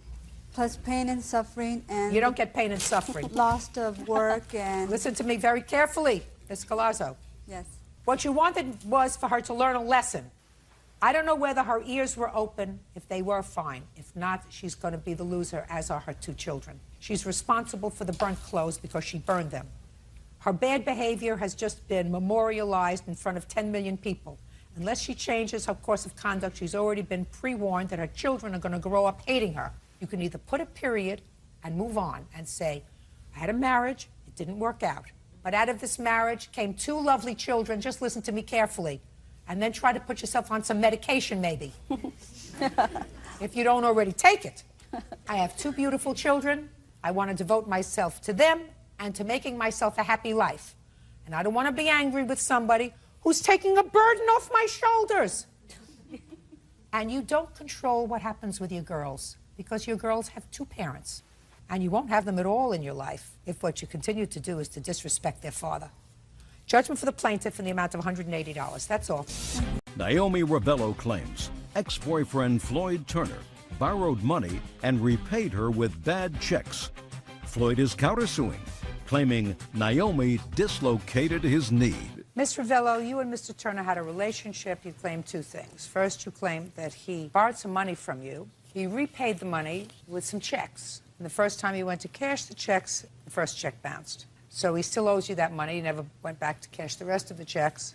And in addition to the bad checks, it is your claim that Mr. Ravello assaulted you. You have certain medical bills that you want him to pay for, as well as paying for the pain and suffering that you endured as a result of this assault. Mr. Turner says that the bad checks were a bank error, having nothing to do with him, and that the assault on you was nothing compared to what you did to him, that you actually assaulted him with a dangerous instrument, your car. When he was attempting to get out of your car, you sped away, causing him serious physical injury. He is counterclaiming. Is that correct, Yes, sir? ma'am.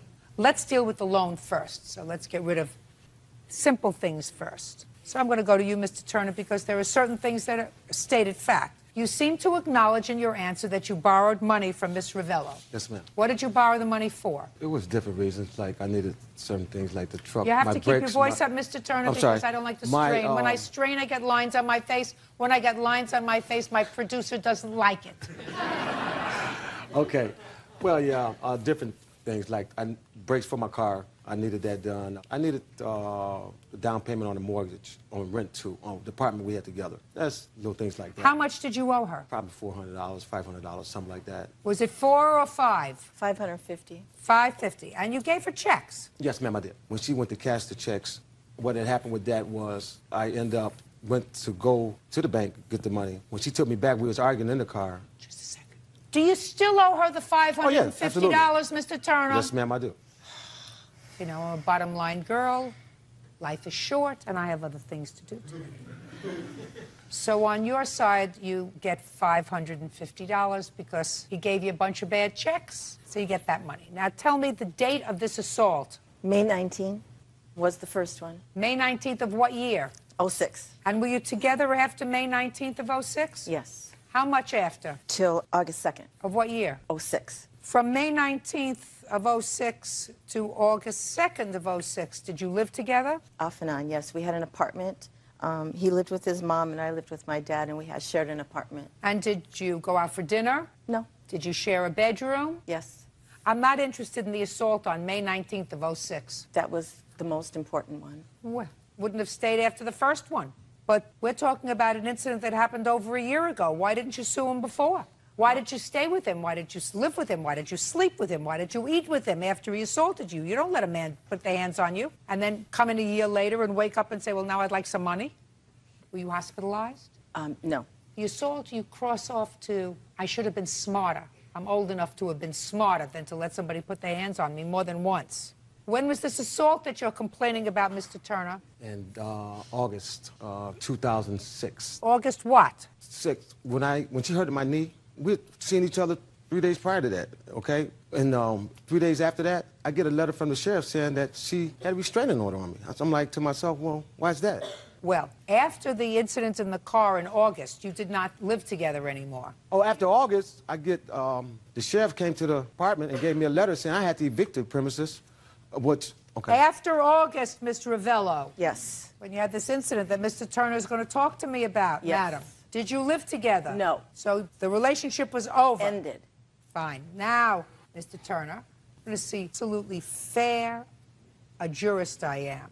I'm not going to entertain her old assault case after she took you back and lived with you and schmutchkied with you and everything. Not interested. But I'm going to hear your version of what happened in August, because after that, there was no more relationship. True. Okay, now. Okay, you gave her bad checks. She Right. was annoyed that you gave her bad checks. So she picked you up in her car Right. I was to told go to the bank. Right. That's what you say in your answer. Right. So now you're in the car, on the way to the bank, going to fix up this problem with the bad checks, and you have an argument. Okay, So I far, told am her, I look, telling the story almost like I absolutely. was there, right? Okay. I told Now, her, hey, tell me what you said to her and what she said to you. I told her, look, I don't want to escalate the problem anymore. Let me out the car. When we get to the next stop sign, we'll deal with this later, when we both calm down. What Okay. was she saying to you? Just going off about different things. Like, no, we're going to go now to the bank, blah, blah, blah, this and that. I'm like, well, you know what? If we're going to go with this kind of attitude, things already heated up. It's best that we both calm down and wait until another day. When she came to a stop sign, I'm like, I'm going to get out. I open the door, let my leg out. She takes off with my leg out the door and pop my knee out of place. Okay, she ended up stopping. Wait, I gets out, end up walking into my apartment. Okay? So when I get out the car, go back in my house, I noticed that something was bothering my knee. I couldn't put like pressure on it. Okay? So Then she came back to the apartment. She said, no, I'm sorry, I'll take you to the hospital. Well, I said, Does that sound familiar to you? Some of it. Okay. And did you go to the hospital? yes, ma'am, I did. Can I see the report, please? Yes, ma'am. And I will have a chance to say my version of that, correct? Absolutely. Thank you.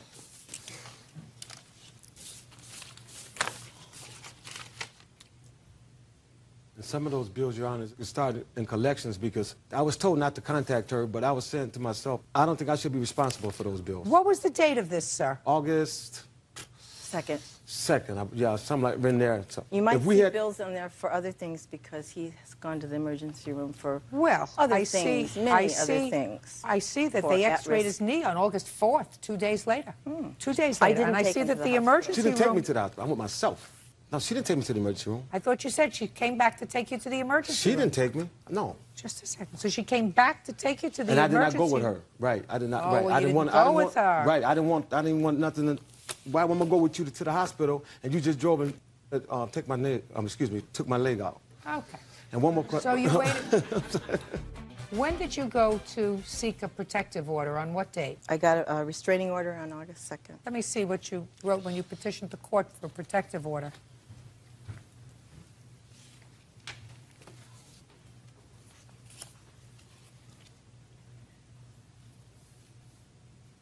You told him that he assaulted you in July. You were telling me something that happened in May. May 19th was the assault, and August 2nd was the second assault. You don't say anything to the court about August. Shh.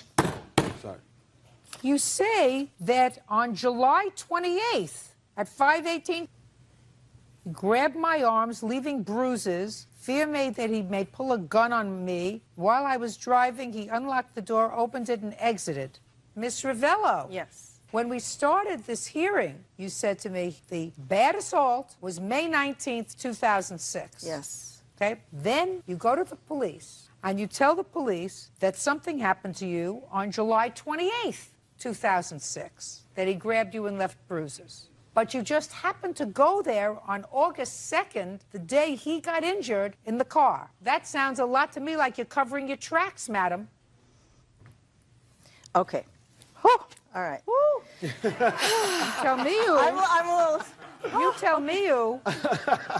There's a paper trail. Oh. The paper trail is clear, and what you told me was clear. Well, on August 2nd, we started going to the bank because of a bounce check. And he didn't want to go to the bank, and I wanted to go to the bank. So he was in the car, and he unlocked the door and exited while my car was going. So he exited out of the car, and then I stopped. Then I went back to the house. We argued. He grabbed my arms again. That was the second domestic violence incident. You say absolutely nothing about that here in your application. You say that when he grabbed you, that was on July 28th. It's not true, Your Honor. I don't want you to speak.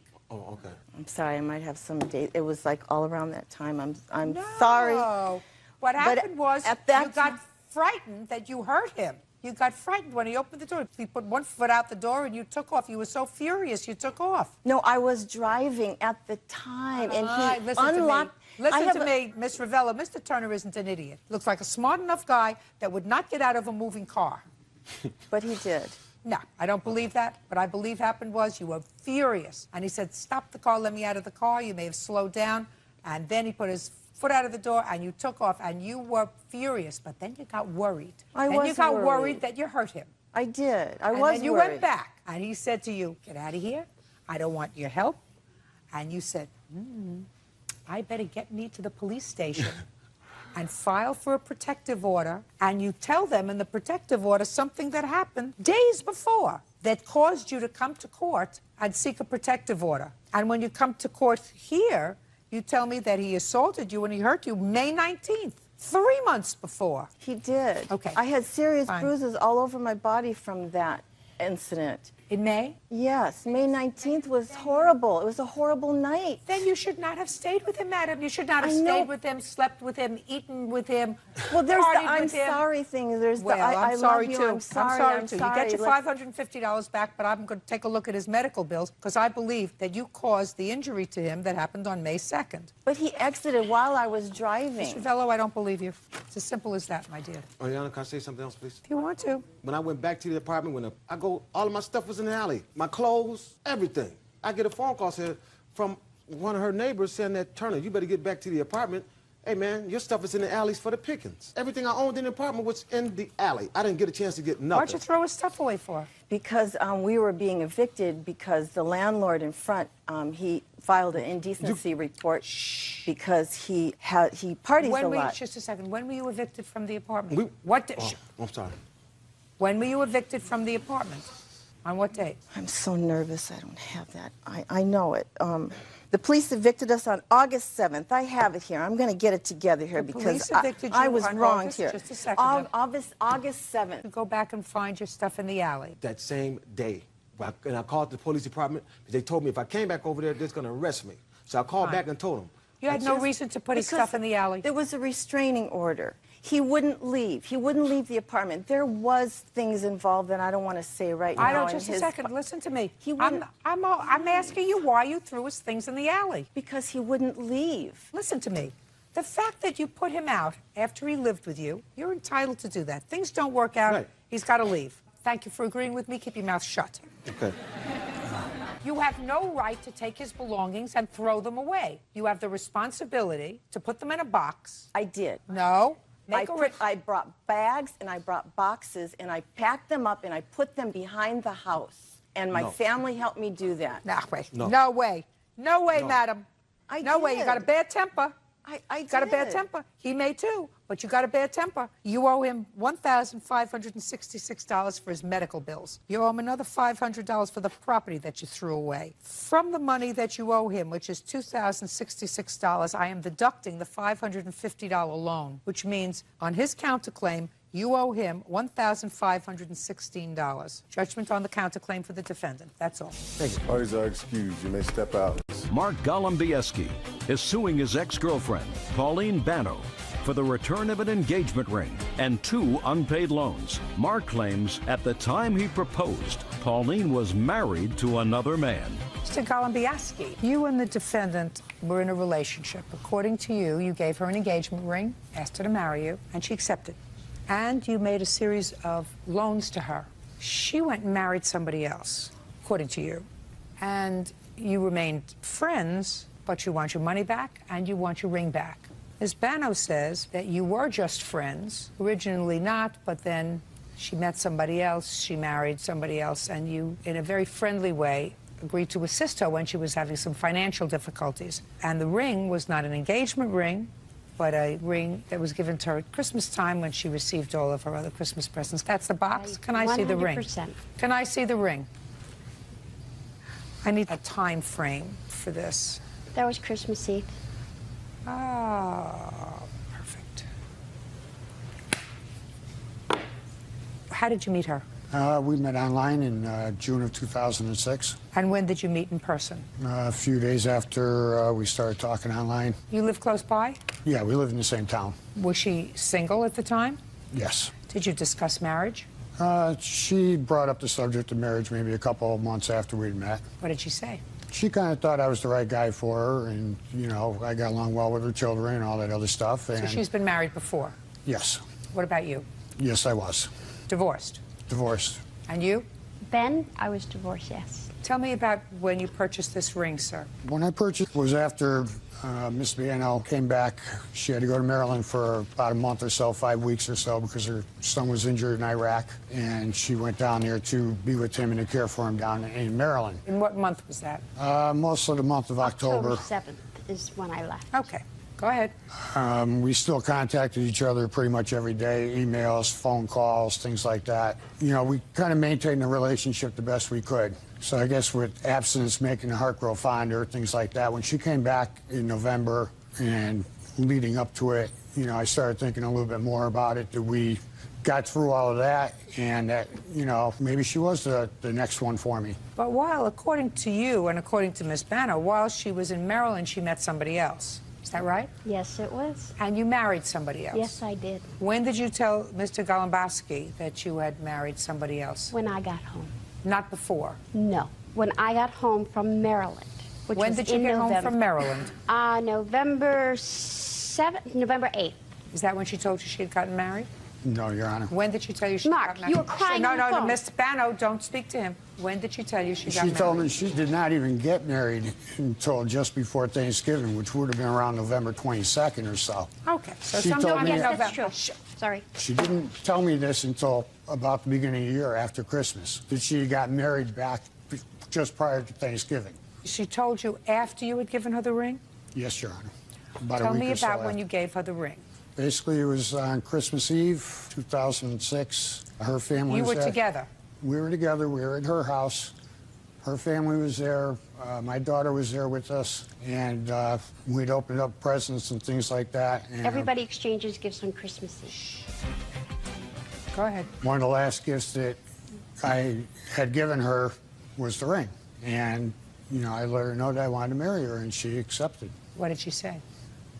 She said she wanted to be together, you know, and she accepted All it. right. Now, according to you, Miss Bano, at the time that this gentleman gave you this ring, you were married to somebody else. Yes. And you told him you were married to somebody else. Yes. Give him his ring back. Thank you. His. I offered it back 100 times. He Now he's got refused it. to take it. Okay, now he's got it. Got your ring back. Thank you. You're welcome. Now let's talk about these loans. When was the first loan? First loan was on January 17th of 2007. She asked for $750 for a car loan. Now, by that time, you already knew that she was married. Yes, Your Honor. But I also expected us to, she was talking about an annulment.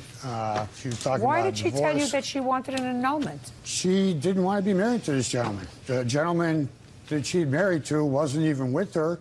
He wasn't up in the state of Connecticut. He was still wherever. I'd never In met him. Maryland. The only time that I know that they were together, as she said, is when he came up here to marry her in November.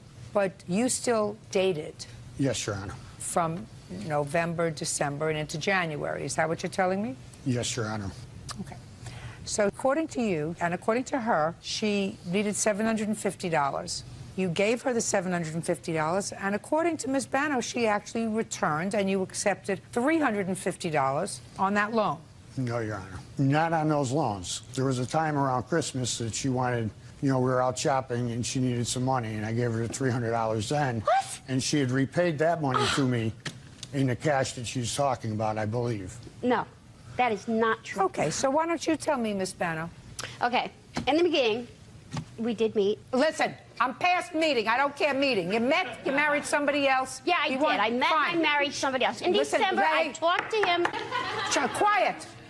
Get to the $750. I was telling him, we were talking. I told him I needed more money to put down payment on my new car, okay? He Why offered did you tell it. him that? Why did you tell him that? We were just talking in general. I wanted the car now. I didn't want to wait, okay? And he offered it, so I said, okay, I'll pay you back. I can pay you back half now, and I'll pay you back half the next week. He's like, that's fine. So on the 18th, I deposited his check into my account. On the 22nd, I withdrew $300, and I handed it to him. He took it. The following week, I offered him money again. He said, no, just keep it. Don't worry about it. Okay, go ahead, cutie.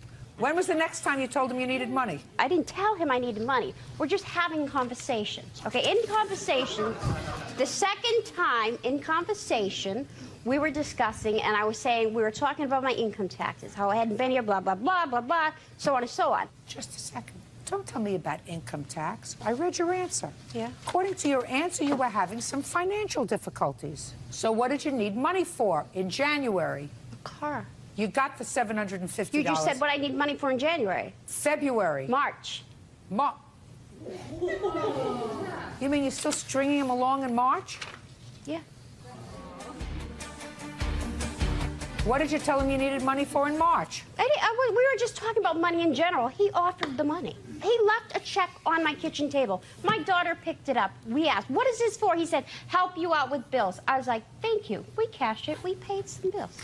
Oh, boy. Let me tell you something. Mr. Golubieski, kiss the floor, look up to God, and say, thank you, God, because but for the grace of God, she could have married you. Then you would have been in real trouble, sir. Right now, the guy in Maryland has to worry about He doesn't have to worry about shenanigans. anything. Judgment for the plaintiff in the amount of $1,900. That's all. Parties are excused. You may step out. Robert Skelsey says ex-girlfriend Chalise Roberts owes for rent and the return of his clothes. Chalise says the money and clothes were both gifts. Have a seat. Thank you, Bert. You're welcome, Judge. Mr. Skelzy, you and Miss Roberts, according to the complaint that I've read, dated for a period of time. You claimed that you made her a loan of $250 at some point for rent. In addition, after you were no longer together, you never lived together, but you probably stayed over occasionally at her house because you claim you have some clothes at her house that she refuses to give you. A few nights, yes, Your Honor. Ms. Roberts says that the $250 that you gave her for her rent was a gift and that everything in the house that was yours you took. When did you date Miss Roberts? From when to when? We met each other in January of this year. We met off a chat line kind of thing. We just started dating right off the bat. You both live in the same community? Yes, in the same area, yeah. And when was this loan that you gave to her? The loan was in May. She was having financial difficulties. Tell me about the conversation that you had with her when you discovered she was in financial distress. Actually, she asked me. She said, No. She did. She asked me. She goes, I'll do anything for you. Can you loan me some money? I'm having financial difficulties. I said, can you ask, one of the fathers of your children He can, offered to do give Listen this? to me, Miss Roberts. Don't speak again until it's your turn. And she said that she didn't want to do it because she was scared of like a custody thing. I said, okay, I understand. I have the extra money. I'm going to need the money back soon, but I have the money right now available to you. I said, so here's the money. I wrote it out to her landlord. You have a copy of the check? Oh, yeah. I'd like to see it. Yeah.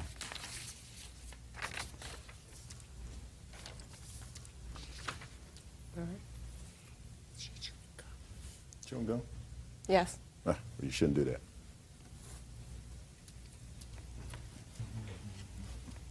Okay, May 23rd.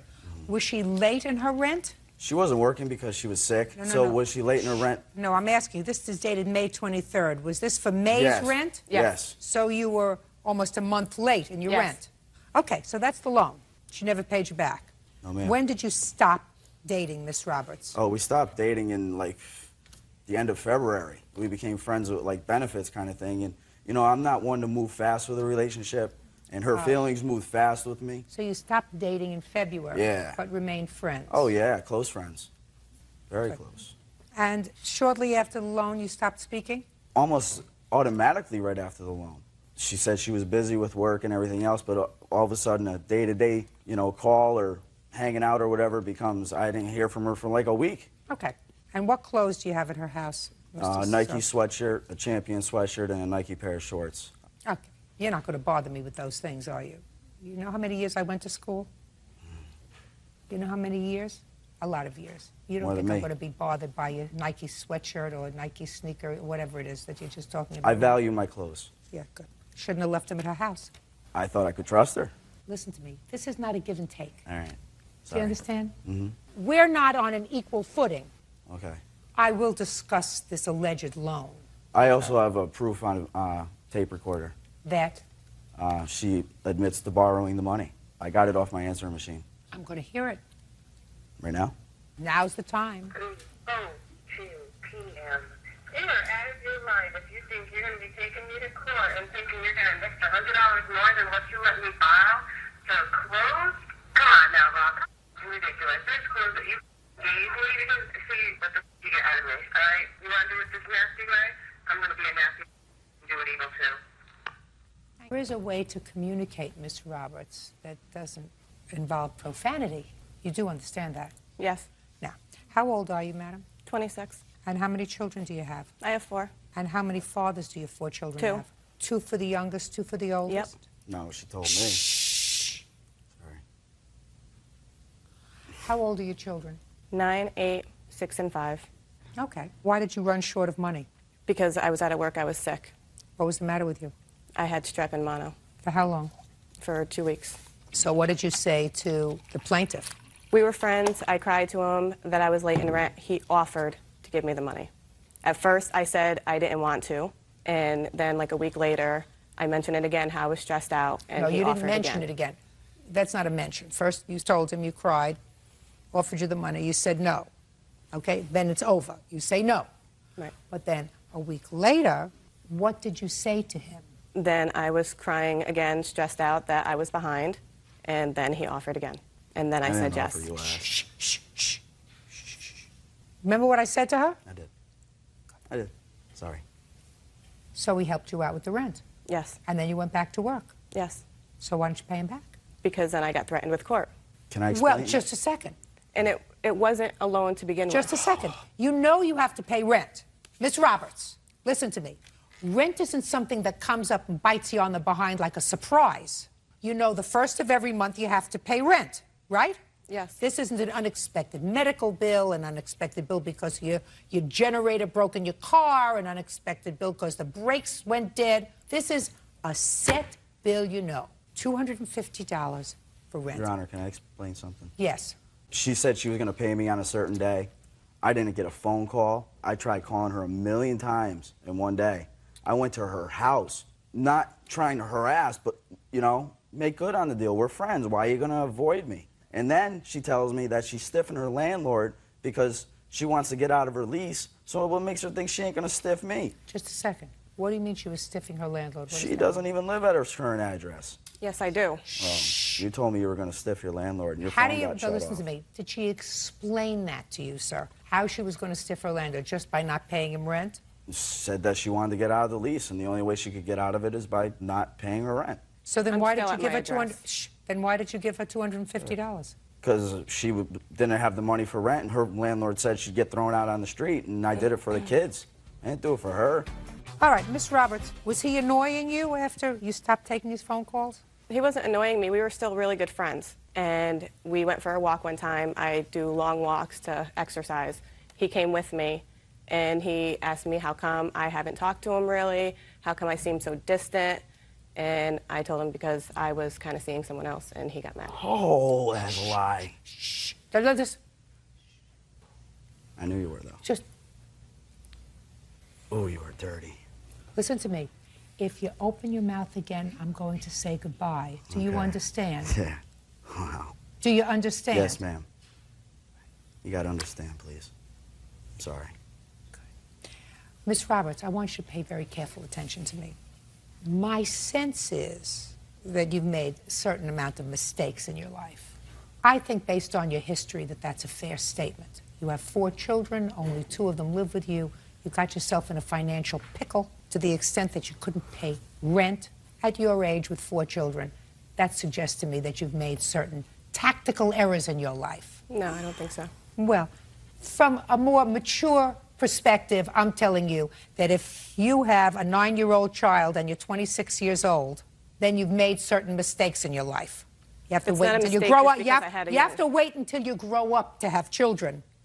Otherwise, you have 2 children who don't live with you.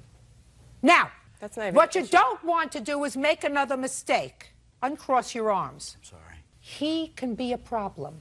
I want you to take that from somebody who has been around people for a very long time in this circumstance, and I'm telling you that if pushed, he can be a problem. So what you have to do is you have to say, do I want another problem in my life? Do I want this man angry with me, lives close by, I have a new relationship? Do I want him to have any connection to me that I can avoid?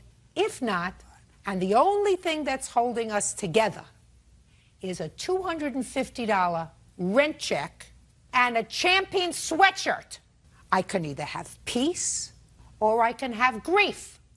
And if you're a mature 26-year-old, you say, $250? Price of peace? It's well worth it. Do you The only understand? payment he do you wanted back was sex Listen to me. for that money. Do you That's all. understand? That's Do all he you wanted. do you understand what I'm saying to you? Does that make sense to you? For $250 and a Champion sweatshirt, I can have peace, or I can have him annoyed with me, feel as if he's been used, feel as if he's been taken, feel as if he's been abused, feel as if he's been made a fool of. I did all the work there, too. So, Not ever again. do you understand what I mean? He can't control himself. Oh, I know. That's what you want? No. You're an idiot if that's what you want. So I'm going to help you along. Judgment for the plaintiff in the amount of $250. That's all. Parties are excused. Landlord Suzanne Brown says plumber Anthony Chance harassed her and her tenants after she refused his professional services.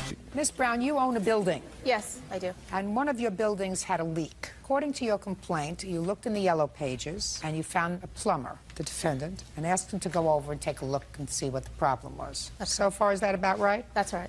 He went over there and he called you and he told you what he thought the problem was and what it would take to fix it. That's correct. You paid him for his service call. You eventually found somebody else to fix the problem, paid him less money, and it is your claim that because Mr. Chance was angry that he didn't get the job, he harassed you in a vindictive way by going over and frightening your tenants, telling them that things were dangerous as a result of the shoddy workmanship that was being done in their building. Now, when did you have a leak in your building? That was July 17th. Who had a leak in their apartment? Terry James. Step up.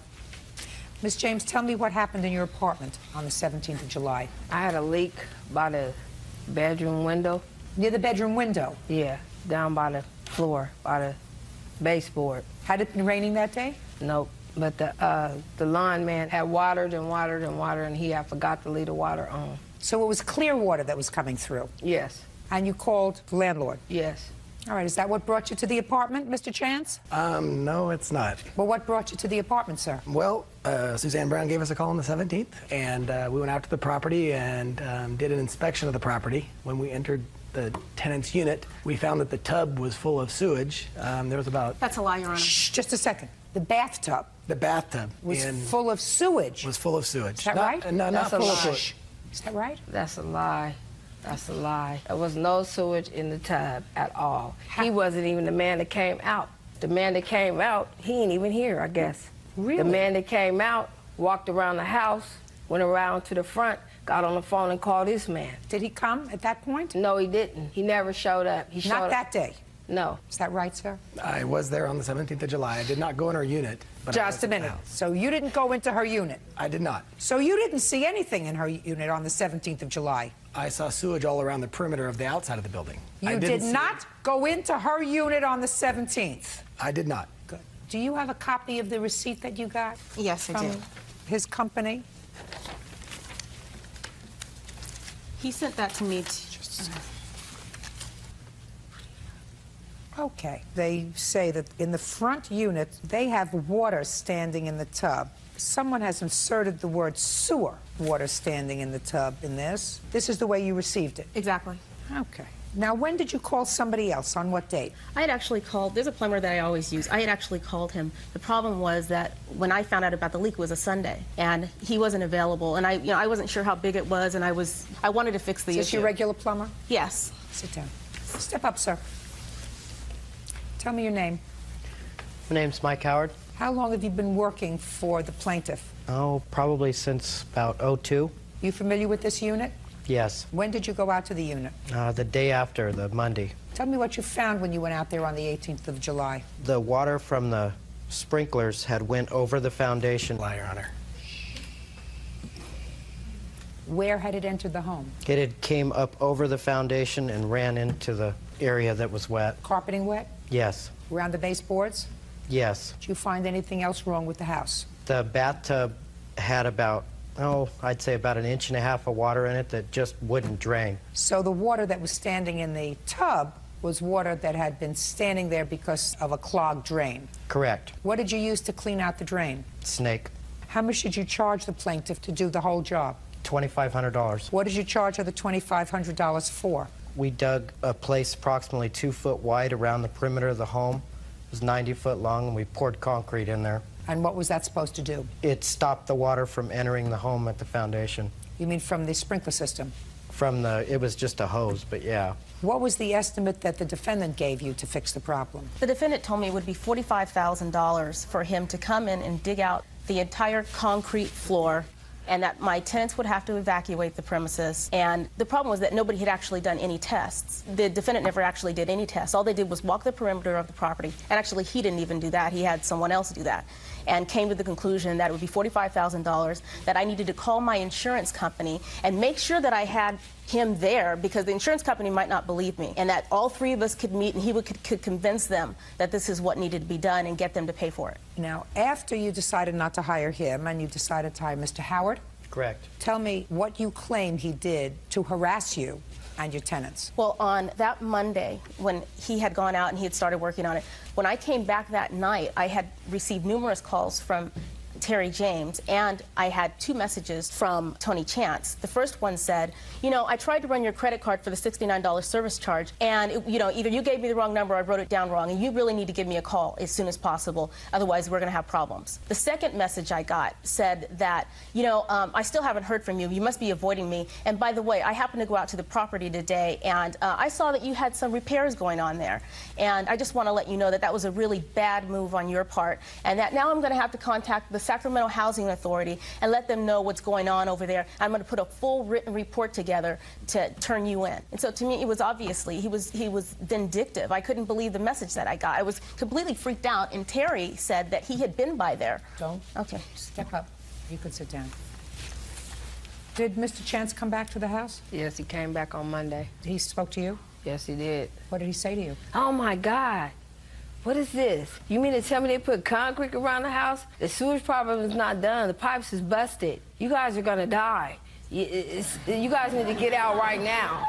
You guys should vacate the place. You guys mean to tell me you're not out of there? And then he came back on Tuesday and scared my son. Had my son all upset. Talking about we should have been out of there. We gonna die. We go to sleep. We gonna die. We should have been moved out of there. Okay. Since July 18th or 19th, have you had any other problems in your home? No, I haven't. Any other water? Nothing's wrong. Are you friendly with the other tenants? Yes, I am.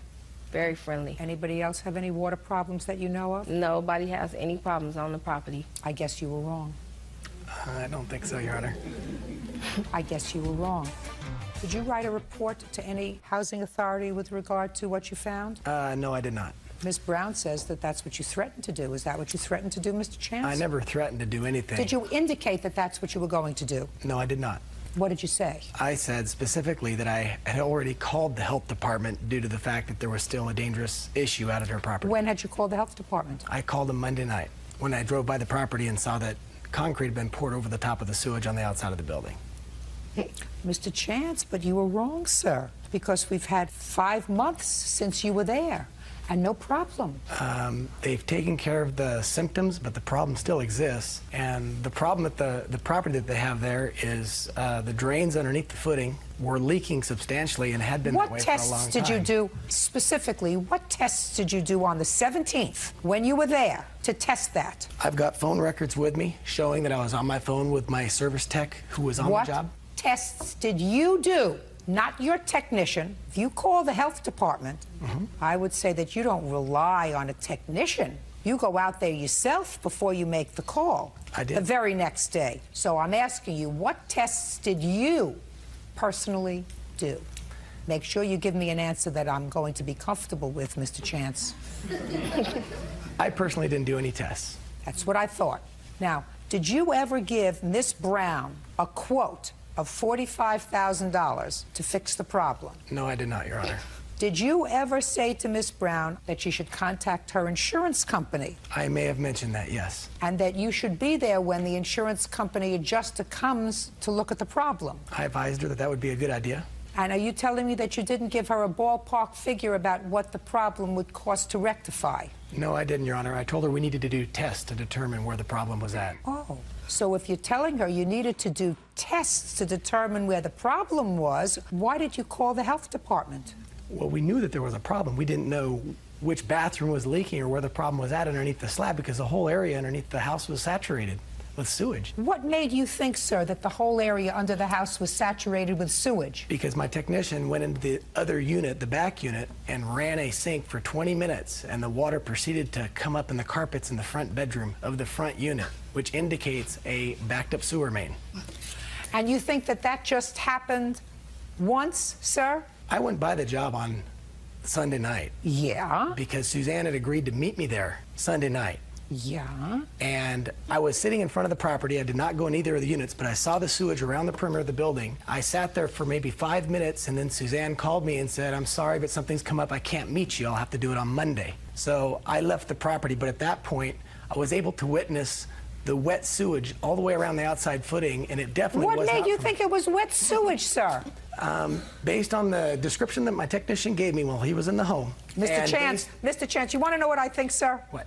I'm going to tell you what I think. I think that you were really annoyed with Miss Brown because she decided not to use you to fix this major problem and did you out of a really expensive job. Because he came out and said he ran a snake in the tub, the water went down, and she's had no more problems. 5 months later, your technician, Zippo, nothing, left the standing water in the bathtub and did nothing. What you did was you decided this was a big job. The entire foundation of this house had to be ripped up. Call your insurance company and let them know. All has to be redone. And then somebody else came and did it, and you were annoyed. And you didn't call the health department until after you were advised that she had gotten somebody else to fix what she perceived to be the problem or what she was told by a professional was the problem. That's vindictive, sir. What else? I actually ended up filing a police report against him because I became scared. It's like he turned into this psycho plumber. And he was just annoyed. It was a $45,000 job that went out the window because you got somebody with a snake to fix the problem. Judy, I have some evidence. My friends call me by my first name. Now, what I don't understand, Mr. Chance, is I absolutely believe Mr. Howard when he says he went to the premises the next day, took a snake, put it in the bathtub, snaked out the bathtub, the water went down, and I absolutely believe Miss Jones when she says she has not had a problem since. What I don't understand is how come your technician went into the house, saw standing water, and didn't take a snake to try to get it to go down, yet went into another unit, a unit that they had not called to complain about, let the water run in that unit to come up with a story, instead of doing the first thing that I would do as a plumber and say, gee, I see this standing water. Let me see if I can get it to go down. Do you understand what I'm saying to you, Mr. Chance? I understand. Very good. Judgment for the plaintiff in the amount of $1,500. That's all. You did the wrong thing.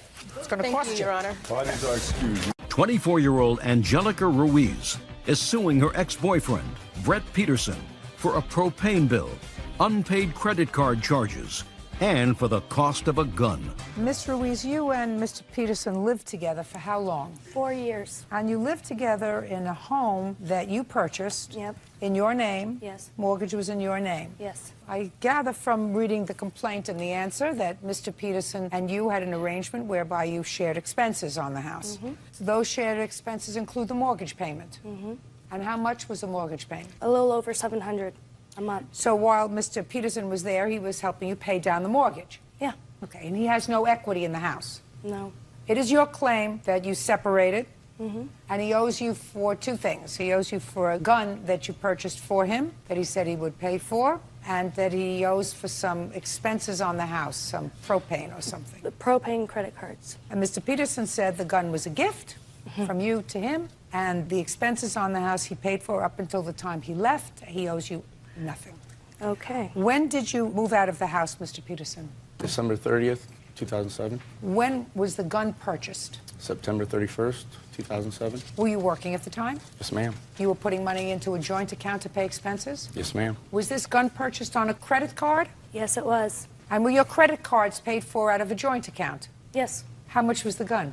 It was $1,711, I believe. Now, let me understand this. You purchased a gun, and it was placed on a credit card that was in your name. In my name, yep. Did you have any responsibility on that card at all? Oh, ma'am. Were all of the purchases for the household made on that credit card? The purchase of the house? Yes. When you went out for dinner? Oh, yeah, when we went out for dinner. Stuff like that, yeah. Was used on that credit card? Yep. And each of you put in money each month into a joint account. Is that right? Yes, ma'am. How much did you put in, Mr. Peterson? Whatever my check was, it went directly into the account. Well, give me some idea. About $300 a week. I have my check statements right here. Can I see it, please?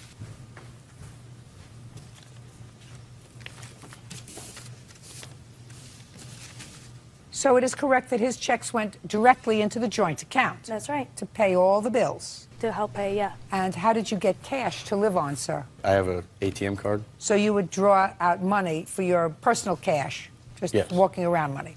And how much were you putting in the bank?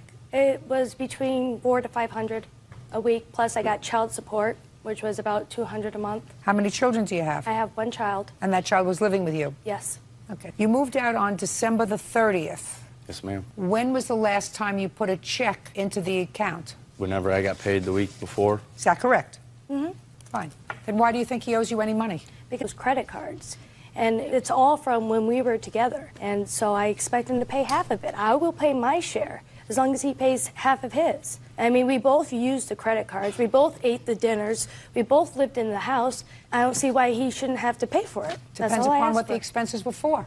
For us, going out to eat, his Christmas with his family, presents for my family, anything that we needed. Let's talk about the credit card, Mr. Peterson. Would it be a fair statement that it was your intention when this money was charged on the credit card that this was to be paid out of joint funds? All of our bills were paid out of joint. Was Yes. that your intention? Yes. So it would be a fair statement, sir, that Ms. Ruiz would be right in saying that any charges that were made prior to December 30th when you left should be shared between the two of you equally. It depends on what the bills were for. Well, you didn't I'd have go no through, proof of what just a the second. amount. You didn't go through the bills when you were living together, did you? And say this was yours and this was mine? You just paid the bills together jointly. Yes. Then it would be a fair statement that had you not left on December 30th, you would have continued to contribute your check and pay down the bills. Yes.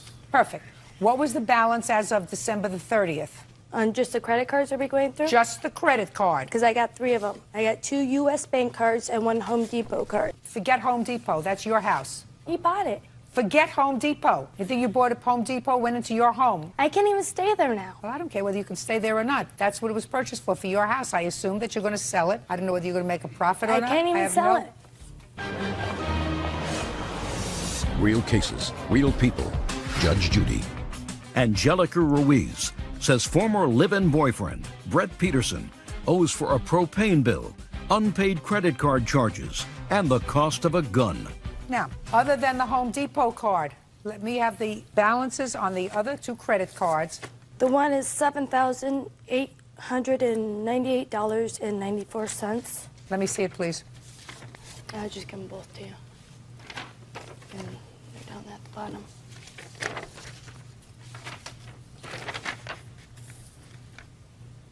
The other one is $1,500. It's $9,300. His half of those credit cards is $4,650. Okay. What else?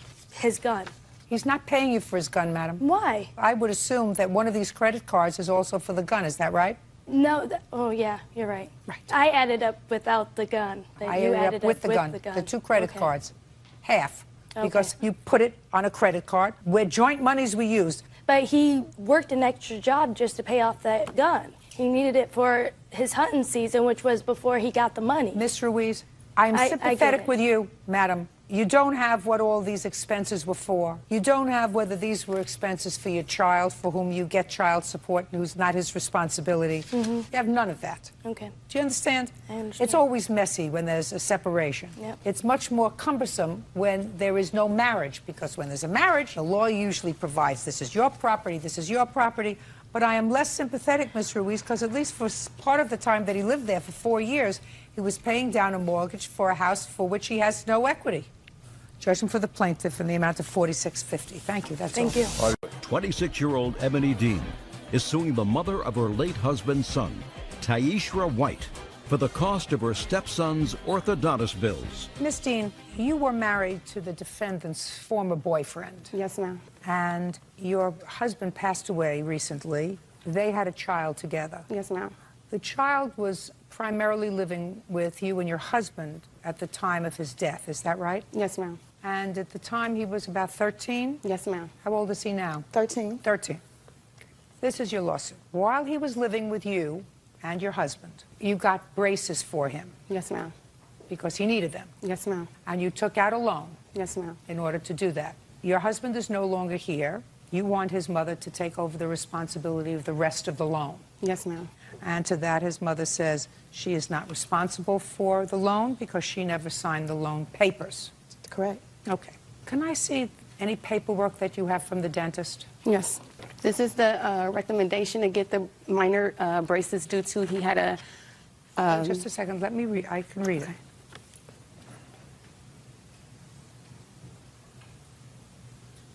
So this was the referral that was done in May 21st, 2007. Yes, ma'am. And at that time, was he in fact living with you? Or was Yes, he full was custody. living with you and your husband? Yes. Okay. How much was the total bill? The total bill was $3,000 some odd dollars. Your Honor? Yes. If I could say something, please? Yes. About the recommendation and the dentist bills and all the records, I have never seen any of that. Doesn't make any difference. And about the... You paid. I read your answer. You paid, according to you, what you thought you could pay, which was $800. To keep the peace, Your Just a Honor. sec. I don't care whether it was to keep the peace or not. It has really nothing to do with the loan, Ms. White. It has nothing... Listen, I want you to listen to me very carefully. It has nothing to do with the loan.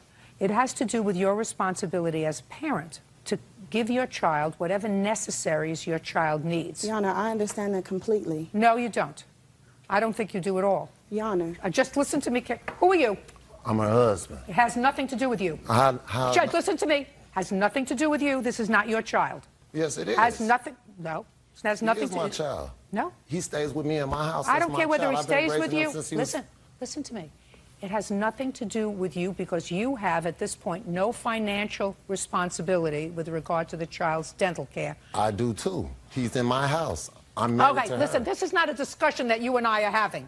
We don't have discussions. I'm telling you what the law is. You have no financial responsibility for the child's braces. You don't. His mother and his father have a responsibility to ensure that the child gets whatever necessaries the child needs. Now, as far as the plaintiff is concerned, I'm telling you what the law is. This has nothing to do with her obligation under the loan. She is suing you because the child who required braces, because I must assume, and if you don't think that's true, you can sue the dentist for malpractice. The child that I must assume needed braces as a necessary, just like food, clothing, shelter, medical care, that's a necessary. Put him out, please. I just had a question. Mama. I don't answer your questions. Medi-Cal pays for them. He is on medical. You're not paying attention. Sir. Yes. You want to talk instead of listen. Just as your husband has no financial obligation to this child, absent a showing that the state is paying any money for the child, neither does the plaintiff. When she was his stepmother, she took on that responsibility because I assumed that the child's father couldn't get a loan in his name. She assumed that responsibility while she was married to your former boyfriend. She was the child's stepmother. She is no longer the child's stepmother. A situation that came very close to home because I understand that you don't think that she should have any visits with him. No, that's not true. In any event, you are responsible, Miss White, for necessaries for your child. Yana, can I say something? I haven't Yes, been now able to you can say anything. something. Okay, Malik had Medi-Cal at the time. Now, when you have Medi-Cal, there's certain points that you have to, come up to with your mouth for them to say that they can have them. Well, Medi-Cal denied him because he didn't have enough points. So Right. Medi-Cal said that, he didn't need them. Let me ask you this question, ma'am. You think you're a good mother? Yes, I'm a very good mother. Well, then I want you to think about this. Because he didn't have bad enough teeth to qualify for free braces, do you think that that means that the child didn't benefit from having braces? That requires a yes or a no. No, but I mean, could you let me talk a little No, bit? I want you to. You think that these people put braces on your child No, because that's- he didn't need them? That's not what I'm saying, Your Honor. Then I want you to tell me what you're saying. Do you think Okay. that his father and his stepmother obligated themselves financially because they paid for a substantial part of this loan I wasn't back? involved I'm in- speaking. Because they wanted to torture him? No, Your Honor. Do you think that they put on the braces because a doctor, a private doctor, said that your son could benefit from having braces? Yes, Your Honor. Yes. Your Honor, please let me say something, please. I'm begging you. Go ahead. The thing is that I wasn't involved in the process at all. When they told me about the loan and everything, they had already did everything. Fine. They didn't. It has nothing I to could do have with went and the got a loan. second Excuse me, Your Honor, opinion. can I Put your hand down. No. I could have went and got a second opinion. We could have went somewhere else to try to get something that we both can afford. I have 3 other children. I wasn't involved in anything. It was all about a control issue. Oh, we're doing this. Here, you pay this. Involve me in something. Listen and to then she me wants carefully. me to pay all of it. Listen to me carefully. She wouldn't have come here if the child's father was still alive. No, she wouldn't. Now, just listen to me. She wouldn't have come here if your child's father was still alive. If she came here, I would have said, listen, He's a parent, just like she is. You obligated yourself to pay for this. Child's father, he pays for it. But she has no responsibility to pay for the necessaries for your child. She's been paying half all this time. It has nothing to do with the loan. You're not understanding me. Your head is fixed in the loan. It has nothing to do with the loan. Okay. I'm trying to get it through to you. You don't understand. These braces are necessaries, just like you give your child breakfast, lunch, and dinner. Okay. And as the parent that's left, you are responsible in the law for all the necessaries of this child. All of them. She's not responsible anymore for anything with regard to this child. You are responsible for everything, having nothing to do with the loan. The only reason she had the loan is because of her husband. You are responsible for your child's medical and dental care. And there's an outstanding balance now of $1,127. That's your responsibility. And if All your of it? husband, all of it, all of it. So she didn't assume responsibility in paying half She's of it? not her, no, it's not her child. It's your child. It's your So child. she can go out and get a car and he totaled it and, oh, here, you pay it because this is your child, without consulting me at all. No, a car is not a necessary. Put your hand down. A car is not a necessary. If your child, however, needed an emergency appendectomy and they took the child to the hospital and there was a $20,000 medical bill and the child's father died, you would be responsible for the entire $20,000 medical bill because you are his mother and you are the only surviving parent. And whether they consulted you and you could have gotten the appendectomy cheaper or not, it doesn't make any difference.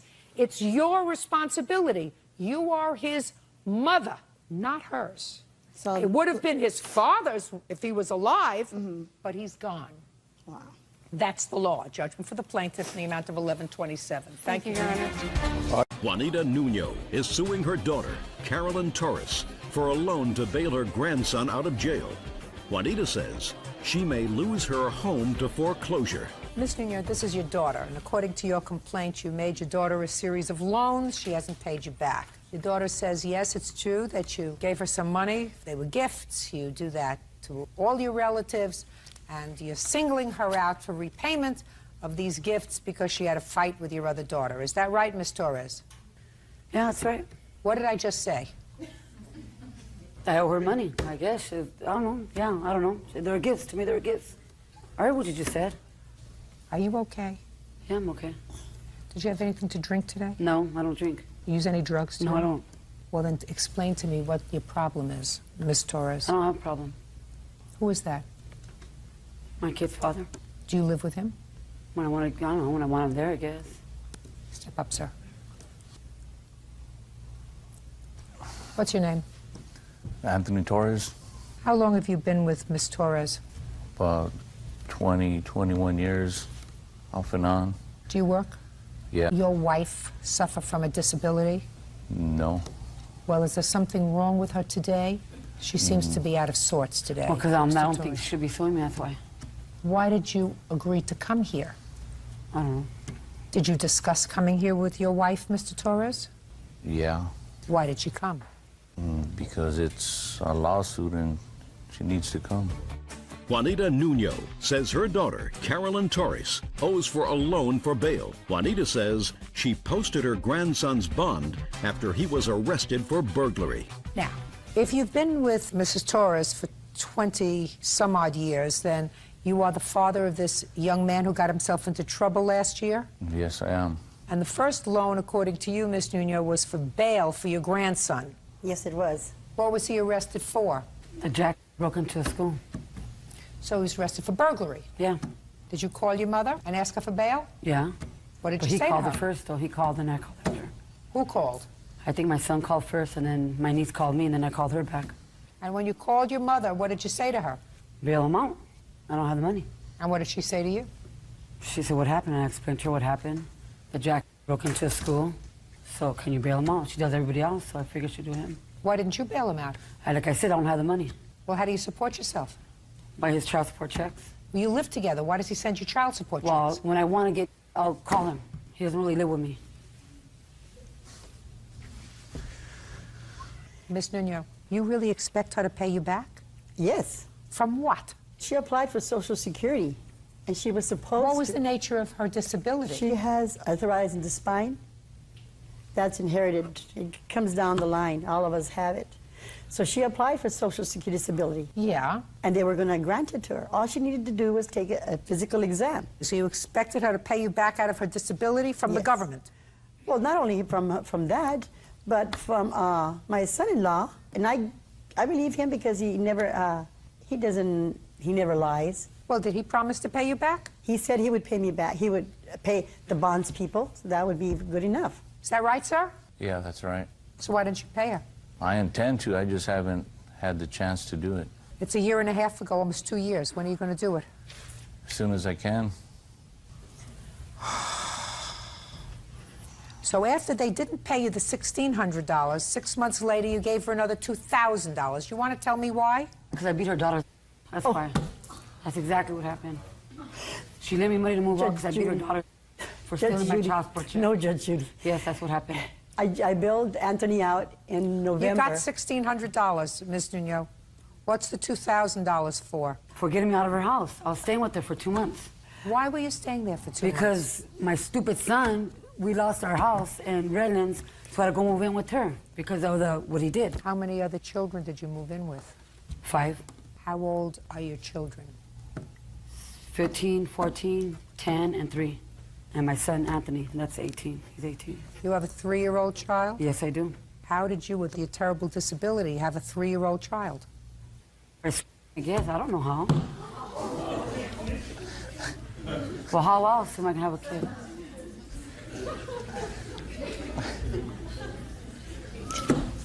Judge Judy, you wouldn't believe it. You will not believe this. I had her put in a convent in Mexico. I had tried to educate her day one, and you know... That's what she went wrong when she sent me to Mexico. She never should have ever sent me to Mexico when I was 10 years old. Never. Do you have anything you want to say to me, sir? He didn't say nothing. No. I'm not speaking to Well, you. he's not going to say anything. I'm not... He'll still won't say nothing, though. I'm not speaking to you. Well, I'm speaking to you. I'm telling you, he won't say nothing. Listen to me very carefully, Miss Torres. You've already shamed yourself in front of a lot of people. I don't care. You have a 15-year-old, a 14-year-old, a 10-year-old who can all understand everything that's going around them. I feel very sorry for them, and I guarantee you that if you live alone with your children now, I'm putting in a call to social services to go and monitor your home if these children are in fact living with you. Are they living with her? Are the children living with her? Yeah. Well, somebody's going to monitor it. You're not there, is that right? Most of the time, no. Listen, Ms. Nuno, there is no question in my mind that having spent 10 minutes with your daughter, you had no reasonable expectation that that $2,000 was going to get repaid to you. Maybe the bail money, because you say that you had confidence in your son-in-law, and he says that he agreed to pay you back and he just hasn't gotten around to it yet. Mr. Torres, you have to find something to do with your time other than make children, sir. You have enough children. You have 5 children. And based upon what I've heard, you're not doing too well. And neither are your children. So you have to find some other way of occupying your spare time, like getting a second job, so you can support everybody, so they can all live together and not scam the government anymore. Do you understand me, Mr. Torres? This is all one huge scam you've been living with her. Judgment for the plaintiff in the amount of $1,600. That's all. Step out. James White, fiancée Karen Rundell, owes for a loan to retain a lawyer. Karen says she gave her paycheck to James the entire time they lived together. Mr. White, you and the defendant lived together, according to the complaint that I've read, for a period of time. And it is your claim that during that time you made a loan to her in the amount of $5,000 as a retainer for an attorney because she was having some legal problems. The defendant says that while she acknowledges that you wired the money into a joint bank account that you had for the attorney, that money was paid back because all that money that was in the joint bank account was put in by both of you subsequently. So the money was repaid. In my opinion, yes, it was. When did you start living together, Mr. White? We started living together in April of '04. How long had you known each other before you moved in together? I knew of her approximately a year prior to that. What does that mean? Well, I was best friends with her brother, and basically met her through her brother. Okay. Yeah.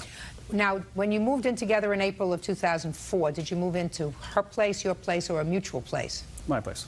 And, Your Honor, it was July of '04. She's probably right, Mr. White. Yeah, we had a birthday party for me in April, so yeah, then it was shortly after that. That's correct. What was the financial arrangement when she moved into your house? Financial arrangement, we really didn't establish any. I paid my bills and she paid her bills.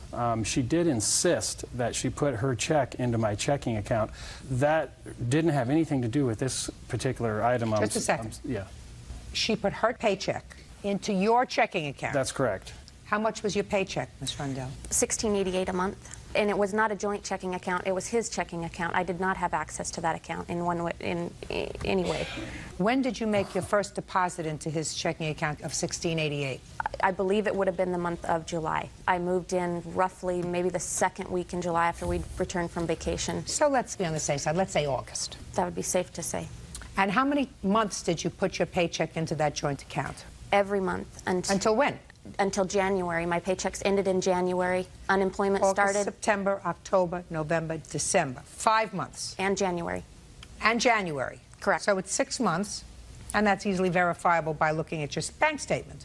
No, I don't agree with her putting that much money in there. She didn't have any credit, so she was using my bank to cash her checks. I wasn't aware that she was putting that money into my checking account every time.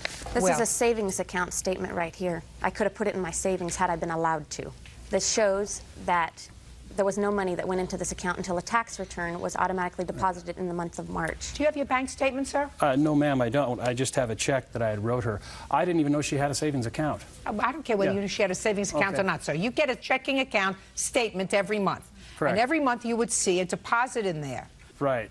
And that deposit would not be your deposit. I mean, we know what our Correct. deposits are. So she Correct. was depositing her check into your account. And that account would also show certain withdrawals if she was using your checking account as merely just a revolving door for her money. She was putting it in Right. and cashing it. She was putting her check into my checking account during the beginning of her stay at my place, and then we were using my check to write checks for all the bills. It was not in name a joint account, but it was a joint account because that money was being used to pay joint bills. Correct. $16.88 per month. Correct. Are you chewing gum? Yes, ma'am.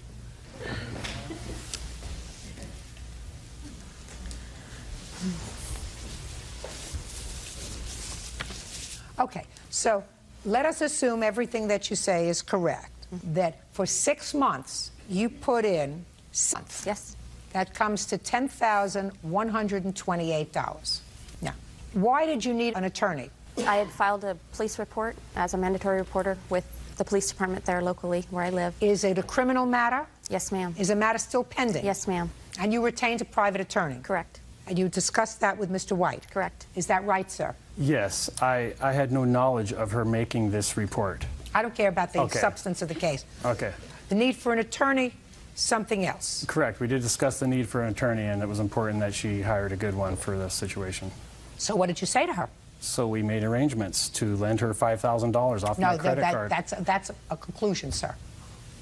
We had talked about this and discussed we needed to retain $5,000 for this attorney, and we decided to take this off of a credit card that I have. I had no credit card debts at all.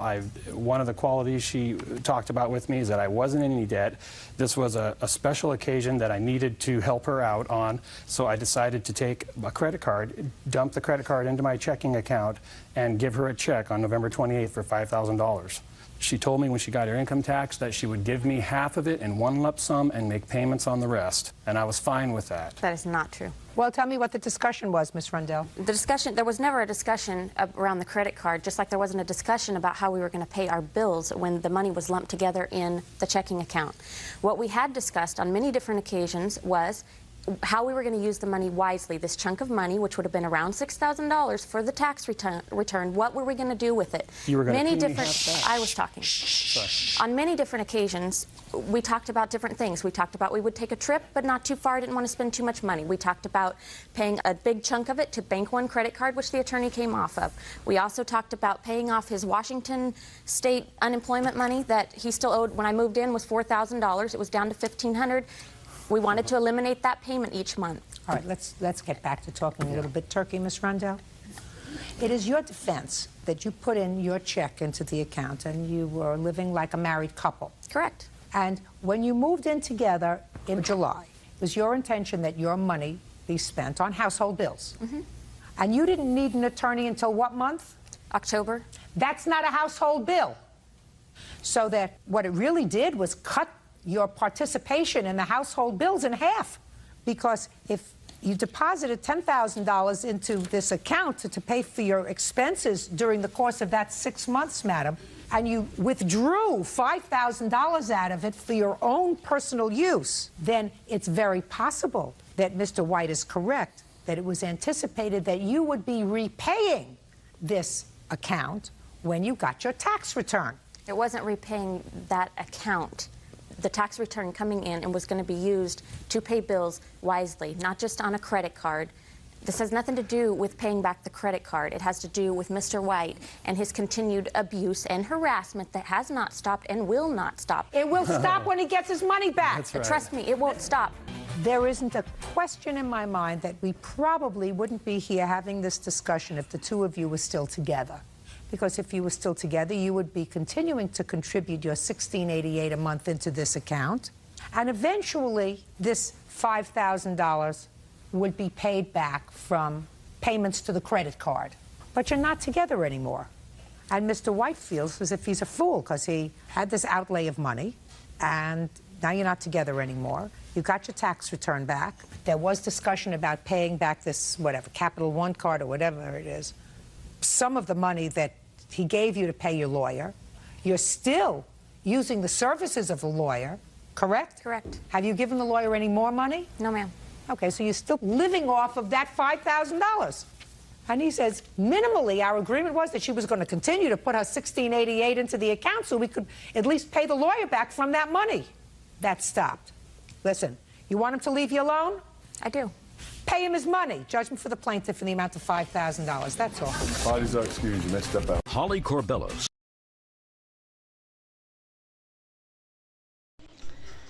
Video hôm nay sẽ chia sẻ với các bác về một cái thiết kế bếp không lò nướng các bác nhé. Một cái thiết kế bếp không lò nướng rất là đẹp.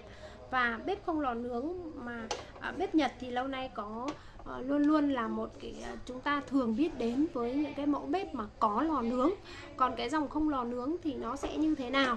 Nó có được cái ưu điểm mà chiếc bếp có lò nướng mang lại hay không? Thì em mời các bác theo dõi trong video của em hôm nay.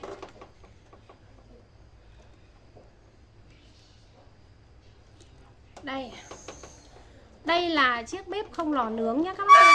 Đây là một mẫu bếp không lò nướng gọi là chuẩn zin của Nhật luôn này các bác này, chuẩn zin của Nhật luôn. Mẫu này nó có một cái ưu điểm là thiết kế của nó rất là nhẹ, thiết kế của nó rất là mỏng, nhẹ và gọn. Nó khác với bếp không lò nướng. Đó là nó khác với những cái chiếc bếp mà lâu nay em chia sẻ. Đó là nó là cái dòng không lò nướng. Thì cái kích thước của cái dòng không lò nướng này nó mỏng này các bác này. Nó chỉ khoảng tầm 15 phân thôi. Nó chỉ cao khoảng tầm 15 phân thôi. Chiều rộng là 25 và chiều dài của bếp là khoảng tầm 50 ạ. Cái thiết kế này rất là nhỏ gọn này. Nhỏ gọn. Đấy, các bác nhìn thấy không ạ? Thiết kế rất là nhỏ gọn và rất là đẹp luôn.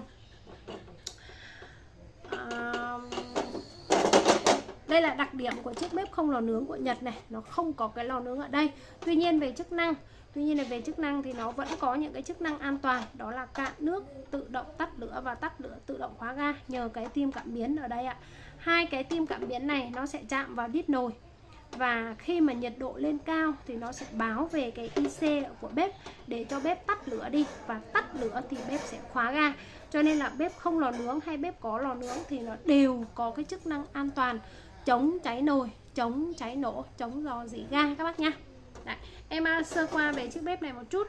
Chiếc bếp này là dòng kiềng bản rộng này các bác này. Các bác nhìn thấy kiềng bản rộng không ạ? Cái kiềng này các bác nấu đến bao giờ cho nó hỏng ạ? Cái kiềng này nấu đến bao giờ cho nó hỏng phải không ạ? Kiềng bản rộng cực kỳ chắc chắn các bác nhá, cực kỳ chắc chắn luôn. Đấy. Và nấu xong chúng ta tháo rời cái phần này ra để vệ sinh này. Đấy, chúng ta có thể tháo rời ra để vệ sinh. Khi mà nước nó chảy xuống đây này, khi mà các bác nấu ấy, nước nó trào xuống đây, thì nó sẽ không vào họng bếp các bác nhá. Chỗ này nó nhô cao lên cho nên là nó sẽ không vào họng bếp đâu. Mà những cái mặt này chúng ta cũng tháo rời ra để vệ sinh. Này. Phía trong này nó chỉ có hai cái điếu này, cái điếu đang còn rất là sáng và đẹp nhá. Nó chỉ có 2 vị trí nấu thôi, cho nên là chiếc bếp này thiết kế nhỏ gọn và rất là đơn giản này các bác này, rất là đơn giản luôn. Mẫu bếp không lò nướng, mẫu này em bán 2,9 triệu. 2.900.000 đồng mã này. Bác nào mà yêu thích cái dòng không lò nướng đơn giản, yêu thích cái thiết kế đơn giản thì các bác sở hữu mẫu này nhá. Không, các bác yêu thích một cái mẫu thiết kế đơn giản thì các bác sở hữu mẫu này nhá. 2.900.000 đồng ạ. Rồi bác nào có nhu cầu thì kết nối Zalo giúp em 0327 238 868 nhá.